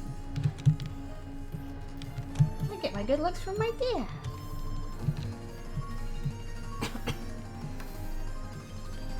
Look at all these good looks on this fine fellow. Yeah, if you come across the clip of the unicorn, yeah, well, kind of worked for Cartoon Saloon. I was still working for Wild Brain in conjunction with Cartoon Saloon, but I worked under, like, directors who were at Cartoon Saloon. Your dad's a Marlboro Lancer. I will say it was kind of difficult to do that because I don't think the studio was very well equipped to handle television production. They were a lot better with feature production, which is very different from television. And part of maybe that was also because my board supervisor on my end was not great. I'm not going to mention any names. He was just not great. Usually, like, when I have board supervisors, they're all really good. This guy was the exception. But that was not Cartoon Saloon's fault. This was somebody else that was at Wild Brain. So that guy was not great. And also, I was like, I didn't know Storyboard Pro at the time, but I was expected to know it. So I just kind of jumped into it and had no clue what I was doing. And so that was kind of stressful. I wasn't very well supervised on that show. part of it was because my supervisor here was not very good, and part of it was because it was really difficult to communicate with Cartoon Saloon because we were like 7 or 8 hours apart. So you try and have a meeting, and you have a very thin window of, or a very slim window of when you can meet with people over in Europe, even, you know, through teleconferencing stuff. And once that's done, like, if you're, you know, running into a problem at like 2 p.m. When you're working, they've already gone home. They can't help you with that. So that was a little tricky. And again, I think because they make really beautiful movies. Like, again, Wolfwalkers was amazing. Truly gorgeous stuff, but film production is very different from TV production. It's a lot looser, not as tight, and the lack of tightness was frustrating somehow. But no shade on the studio. I think that was a difficult project that was not their usual forte. But of course the character designs look great. Problem is you just don't see it very much. Because that show mostly aired in like Ireland and the UK and stuff like that. It didn't really air over here until I think much later. So nobody knows about it. And I was the only... There was like one other board artist and they left because they got kind of tired of dealing with the issues that were coming up. So I was like the only board artist in Canada that was working on it. There were some other board artists, you know, most of them were in Ireland. I was the only Canadian one that was working on it. But yes, they did have Jet Laser the unicorn. So if you stumble across a clip of that, of Jet Laser doing river dance with a bunch of raccoons, I helped board on that. Yeah, his name is Jet Laser. At least I think that is it, if I remember correctly. He's the cool guy unicorn. Also, his deal is that he can hypnotize people with his rainbow eyes. He's like, look into my eyes. I want you to do these things, because he does hypnotism. I think he was my favorite of the monster alien guys. Might do a... The name of the show was Dorg Van Dango. Dorg is in D-O-R-G. Dorg Van Dango. Might do one more fill, actually. And it probably didn't see it much stateside because it mostly came out in Ireland, in the UK. It mostly came out in Ireland and the UK because it was produced by Irish Studio. Feel free to adopt Jet. He's very fun. Definitely check out some episodes. There's some fun ones I worked on. Remember I worked on the Heatwave one at the mall. And what else did I work on? There's quite a few.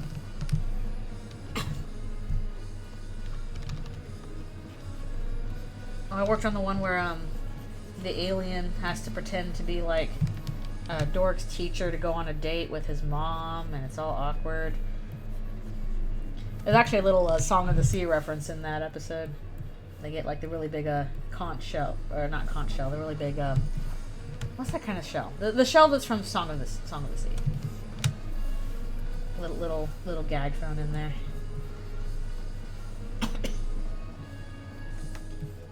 This is before Wolfwalkers came out, so there's no Wolfwalkers references. It was too bad because I loved Wolfwalkers. It was so good. It was excellent. Yeah, the moral of the story is film production is very different from TV production. I definitely think I would prefer film production because, again, it's not quite as tight in terms of scheduling. You have a bit more leeway to try different things.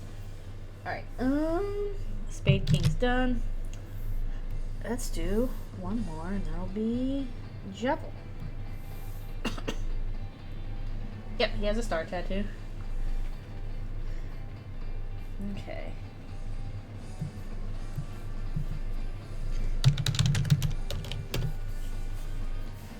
The deal with the alien was that he could Actually, I might need to change the lines here a bit too. The alien could was kind of like a blob alien, so he could just squish himself into whatever shapes he wanted. Yeah, well, that was there was a lot of things going on behind Thief and the Cobbler. Animation does take a long time to do, though. What's the point in making a soda if he exists? You can make like a sister Sona kind of thing, a sort of thing where it's like, hey, this is from the same universe. Like, people make, like, for example, Pokemon Sonas. They're like, I want to make a Sona that's a Vaporeon, and they can do that. So, if you want to, and nothing can stop you.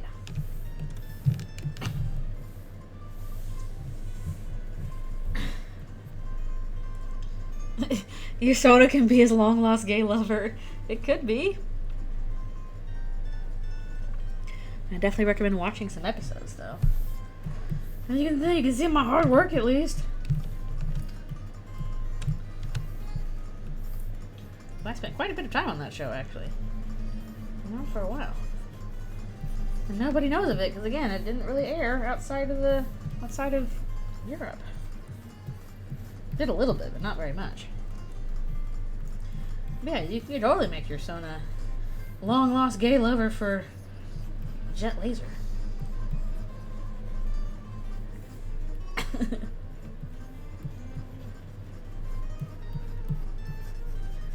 No one can stop you. I'll see if if he was from Vancouver, he'd probably be like, ew, Starbucks. And drink something else hipstery. No, he'd be really into craft beer. He's from Vancouver. He's really big into craft beer. That's what we got a lot of here. A lot of craft beers. Yeah, check out the show. Please check out the show and see the episodes I worked on. I worked really hard on them.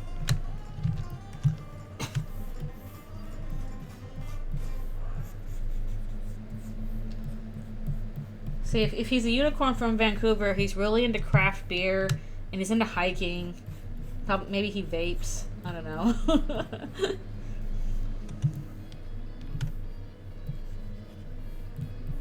Wears a lot of flannel.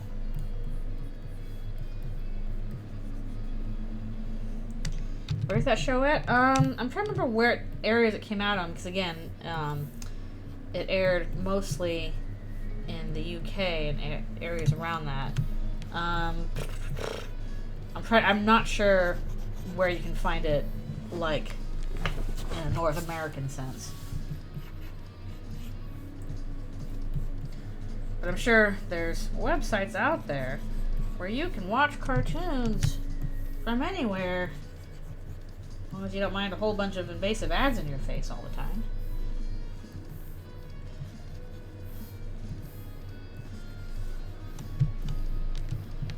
You can find a lot of things online if you just know where to look, and often I don't know where to look. Well, that's because that takes time, and I'm like, I don't have time to look for this. I got stuff to do. Oh yeah, it could be on Apple TV. That would make sense, because I think other Cartoon Saloon's other stuff, like Wolfwalkers, was on Apple TV. So if it's anywhere on a streaming service, it would probably be Apple TV. Because I think they might have Cartoon Saloon rights. That's to mark for later.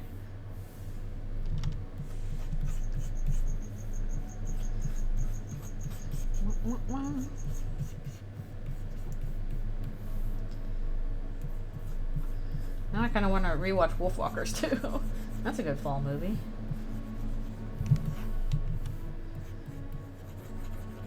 And just a good movie in general. I'm always very behind on stuff to read. Mostly because I'm working so much that I'm like, well, if I'm going to put on something, it's going to be something I can listen to, not have to pay attention to. If I'm going to put on something I want to listen to but don't have to pay attention to, then it's going to be like something that doesn't require a lot of attention, or something that I've already seen. So it's usually YouTube video essays. That's what I put on while I'm working. And apparently it's not just me. Apparently most of the animation industry in Canada is like, oh, did you see that new video by so-and-so? Yep, half of the industry has watched it while working on cartoons. No, not just me.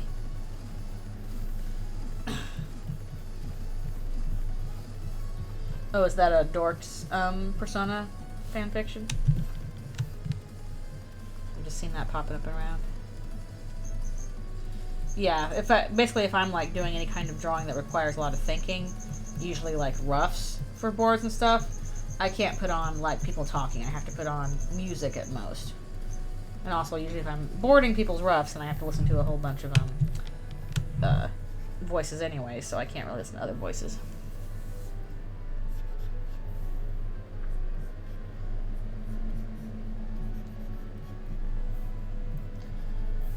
Bum, bum, bum. Too bad, so I'm always like super behind on like whatever movies are out. I'm like, have you seen such and such? I'm like, no, sorry. Still need to see Barbie. At some point. Uh-oh. I don't like the sound of that. I don't like the sound of that, come on. Oh, phew, I thought I was gonna... Oh, that's why it was doing that. I was like, oh no, don't crash on me. And it was just being like, update your iTunes. No, be gone. Be gone, I say. Okay, then I don't know that author. Then I don't know.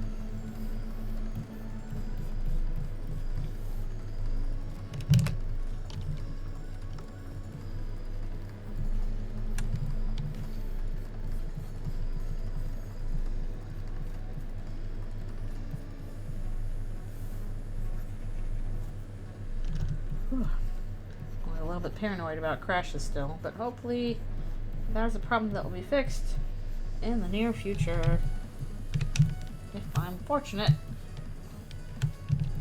It took me way too long to try and fix the problem in the first place.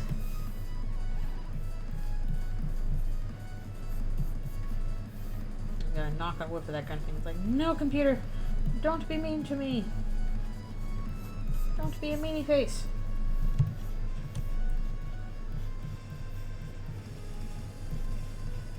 Shovel's always just hanging around.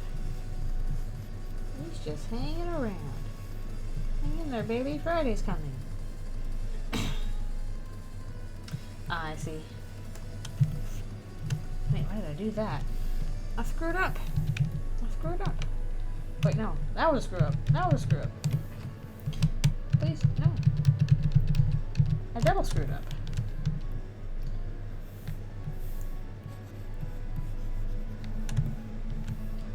That's good.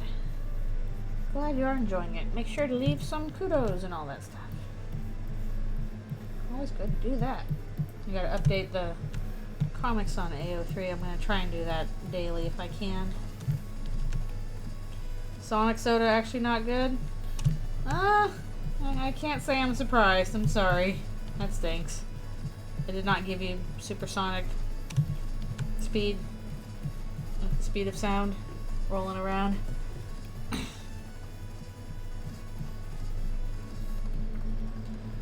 It's too bad, because if anything, it should give you supersonic speed, but alas!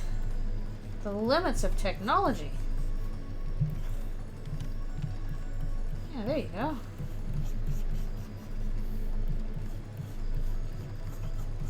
Wow.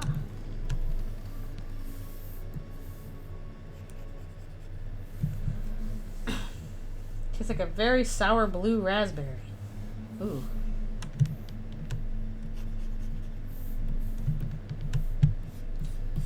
I do like me some blue raspberry stuff. Food from the 90s. So fun, people are always like, oh yeah, back in the 90s, you know, everything was simpler back then. There wasn't all this artificiality. I'm like, dude, are you kidding me? We had like purple themed ketchup. Everything was weird colors. Capri Suns. It was so sugary and bad for you. Dunkaroos. Skittles cereal, I don't know. Crystal Pepsi. I miss Berry Kicks. That's what I miss.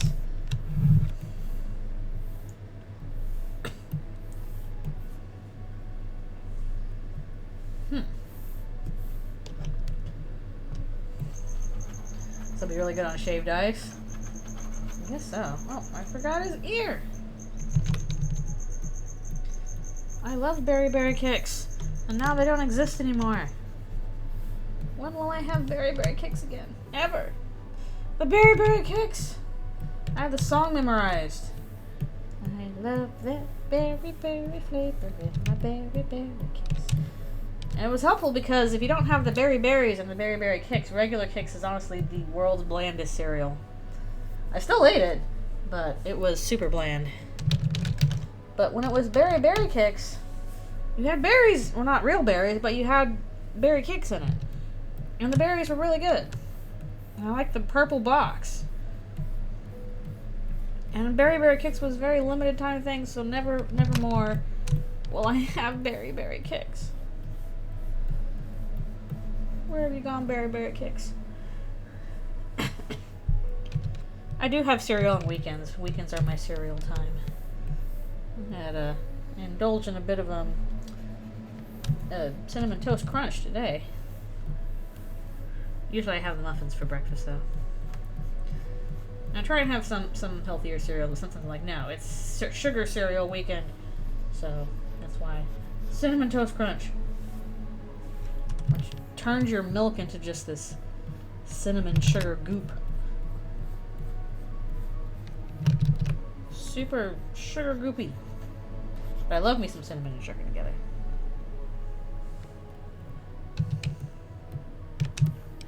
Yeah, I imagine an energy drink is gonna be full of way more caffeine than you can possibly use.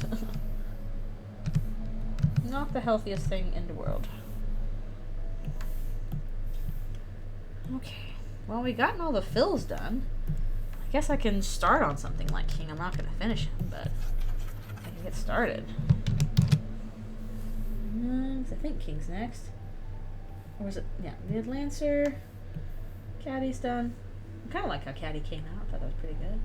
Alright, we'll try and do something with Spade King here. That's a lot of milligrams of coffee. Or caffeine. Alright, I'm gonna go and look up colors for Spade King.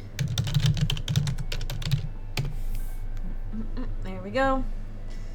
Mostly the Lancer colors, but, you know, a lot more grays.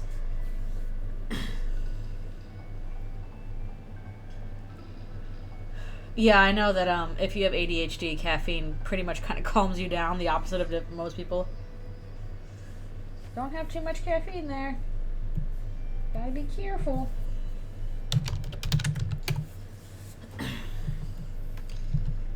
Okay. I think it's mostly going to be gray around here. Very gray body.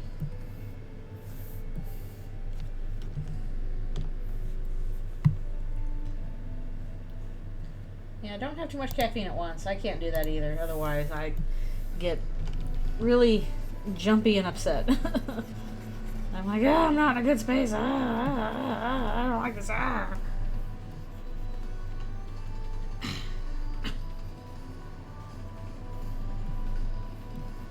have to do all the insides going on here. Good grief. It's going to be a pain in the butt to shade this. But we'll manage it somehow or other. I would do all the tongues separately, honestly.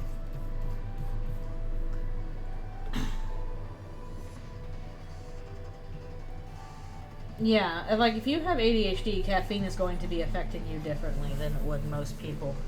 It's usually an opposite effect. It calms you down and makes you focus. For most people, it like gets your energy up and it becomes harder to focus because you're just kind of popping all over the place.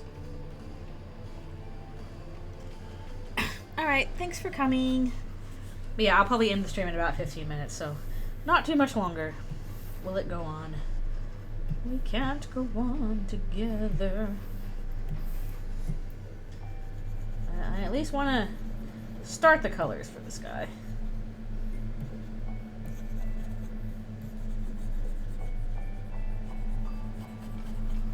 Scarif Boopa colors. Yeah, have fun, and as always, thanks for coming to the stream. We'll go another 15 minutes and then I'll stop and probably go feed Alfies. And post some stuff tonight, and then hopefully, assuming all of that works out okay, I'm also gonna try and finish the coloring on the Eldritchrune comic that'll be posted on Halloween.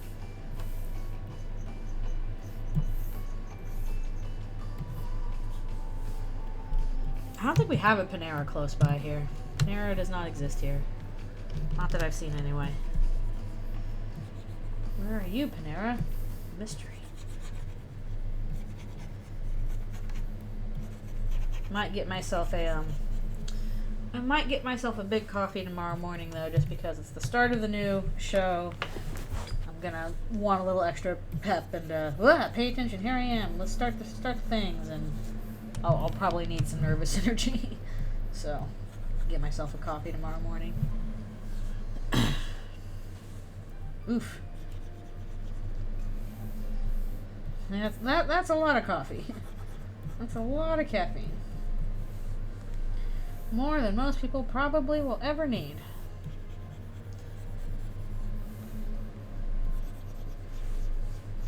Big, scary things. Scary mouths. Let's see. Nope.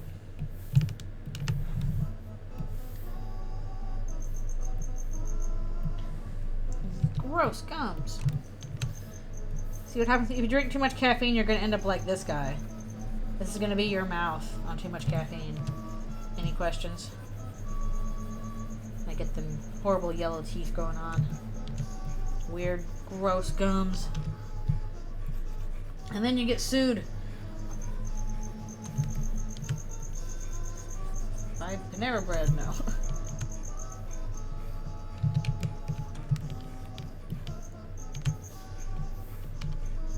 Yeah, the boss monsters, or not boss monsters, the big boss guys, they're going to take a little while to color because they're very complicated looking. Unfortunately.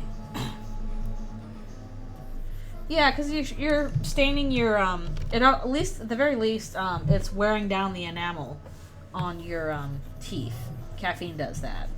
Like, and that's any caffeine. That can be coffee, tea, soda. Anything with a lot of caffeine is going to wear down the enamel and make it easier for you to get cavities.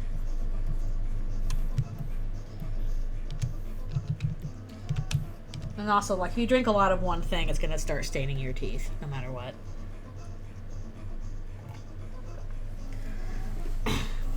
So if you drink a lot of coffee or tea, those are all drinks designed to stain.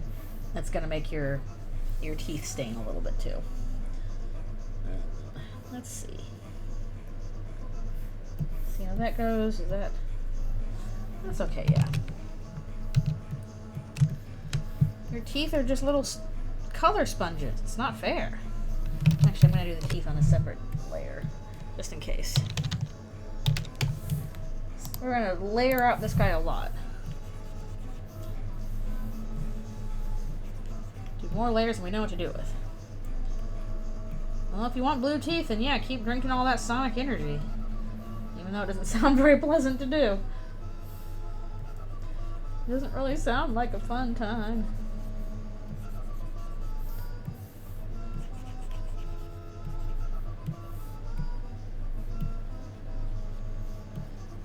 That seems like one of those things you would find in like a really old candy mart that sells like, still sells some candy from like 30 years ago, and you're like, is this still good? I don't know, I guess I'll see. Those are always very fun. Weird candies from around the world. Yeah, once I hit 5 o'clock, I'm gonna be stopping. Okay, we will have gotten quite a bit done actually. Got 3 characters done and also all these fills done. And again, Birdley is already done, so I'll post him tonight. And I might try and spread these guys out a bit, because I know, especially once work starts tomorrow, I'll have a lot less drawing time to get to these kind of things.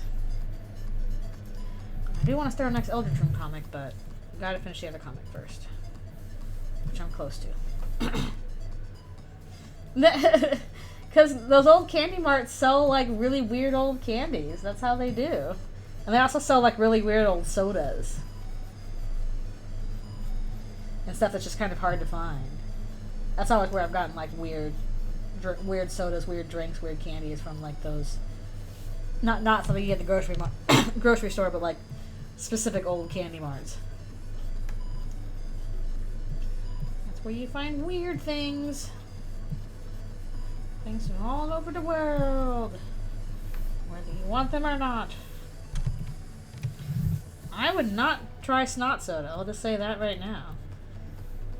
I would try many things, but I won't try that. That sounds unpleasant. That sounds like something I would not want to put in my mouth. Except maybe on a dare. That's probably why those things are invented anyway. I dare you to drink this, her.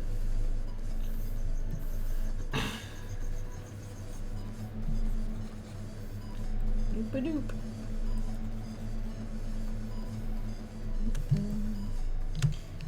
We're getting close. Jaws, the Untold Story.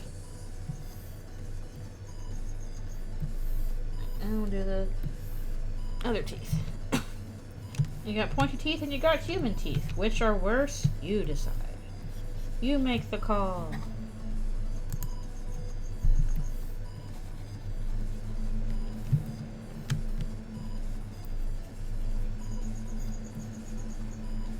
Whew. I'm glad I at least got this far now. Also, we probably went a little faster because Lancer was pretty... Oh, come on. Lancer was pretty easy to color. Ooh, new update to Welcome Home. I'll check that out. That looks fun too. Wow, this thing is disgusting. Takes another sip. Yep. That's how it be. Why do I keep putting this in my mouth? I hate it.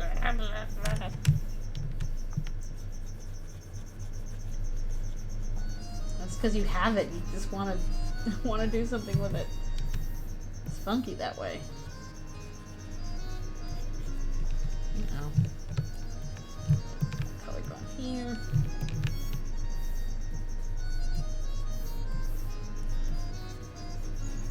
King, you need to brush your teeth. You've had too many Sonic energy drinks. You don't even know what Sonic is. Aside from being the fastest thing alive, he's the fastest thing alive. Sonic, he can really move. Sonic, he's got an attitude.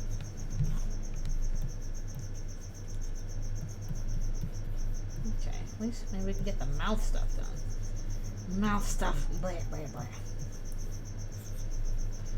I hope when people see this guy, they'll be like, man, I really need to go and brush my teeth right now. Can't deal with this anymore. I gotta go brush my teeth. I'm going to encourage good dental hygiene. Subliminally, by showing you terrible dental hygiene.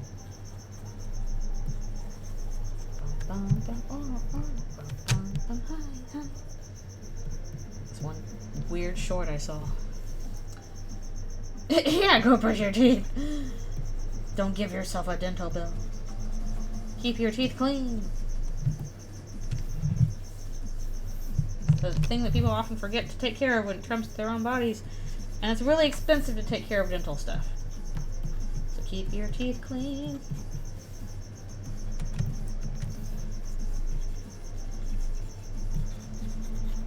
I command you, and also make sure you floss. I have to put like little gunky gummy stuff in here for extra grossness. Make sure you floss.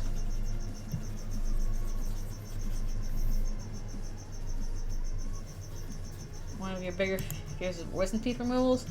That might be a inevitable thing, and honestly, it's not too bad. A lot of things, you know, most people go through it. Like, you can't control, you know, how your teeth are going to grow into your own mouth. And, well, the thing, if it is, like, if you are going in for some serious dental work on your wisdom teeth, they might knock you out anyway, so you won't feel anything. At least they did that with me, but also they had to take, like, all 4 of my wisdom teeth out. And, because one of them was, like, hurting me, like, kind of just causing me pain, because it was bumping up against my other teeth. And then the other one, there's another one that was basically coming in sideways in my gum.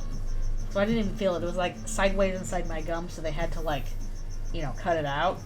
And they can't do that if I'm awake, so they knocked me right the heck out. So I was aware of absolutely nothing. One minute I was asking the doctor, why are you playing techno music? And the next I was, like, in the car on the way home. That's what they did with me. Okay,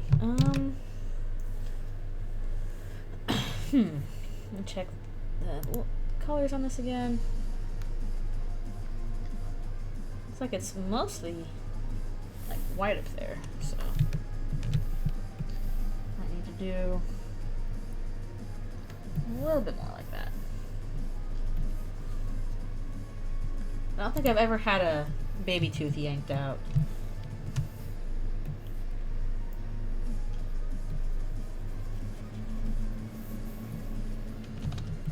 I mean, even if you wake up under anesthesia, I think most of the time you still can't feel anything. But yeah, I did not wake up when I was under anesthesia. I was out cold. Which is probably good if I have upcoming surgery whenever that's going to happen. Because definitely do not want to be awake for that. I want to be knocked the heck out.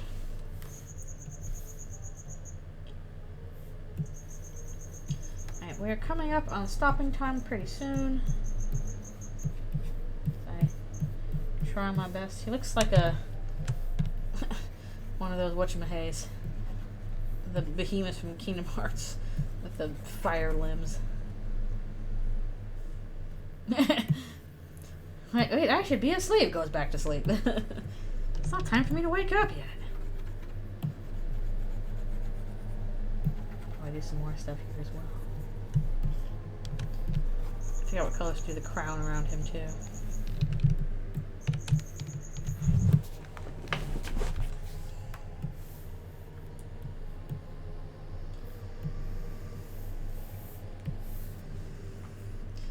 Alright, probably we'll get to stopping soon on him, which is nice. We made some progress with King. Definitely more than I was expecting to get done today. But we won't be able to finish him because he's going to take too long to do. King, you are just too complicated. It will be nice to have color versions of these guys all done. Oh, ouch. Ouchie. I guess you didn't break it, you dislocated it? I think if it would snapped it back into place, then it was not necessarily broken. It might have been dislocated. Which is still an ouchie. Please draw more Eldritchrune. See, I like seeing fan art that people do. It's super fun. And he is very fun to draw. He's got his own special little spook factor. The spook factor. Alright, as soon as I'm done with this, I think I'm going to declare it done this time. Alright, yeah, still got plenty more colors to do on this guy. Not really like how it looks. Let's stop on Caddy. Caddy looks a lot better all finished up. Okay, yay! King's still a work in progress, but we got 3 characters done, plus Birdly, that makes 4. So, woohoo! Snap does sound cooler, I guess. Oh, they may soft it back in. Still, ouchie, ouchie, ouchie, ouchie. Ah, but yeah, we made some pretty good progress today. Glad it went pretty well. And I'll slowly yet surely spread these out as I post them, because again, I've got 2 large comics I want to be doing. One I'm almost done with, the other one I want to start. So that'll probably take a lot of time, as well as with doing work stuff for work. I'm not sure when the next art stream will be. Hopefully it'll be next Sunday if nothing else comes up that I have to do. If not, then of course there will be a gaming stream on Friday with more Spirit Fair, which is still going on. Still like half the game left to do with that. That's crazy. Or maybe not half the game, but certainly a lot of it anyway. But yeah, happy to make all this cool progress today.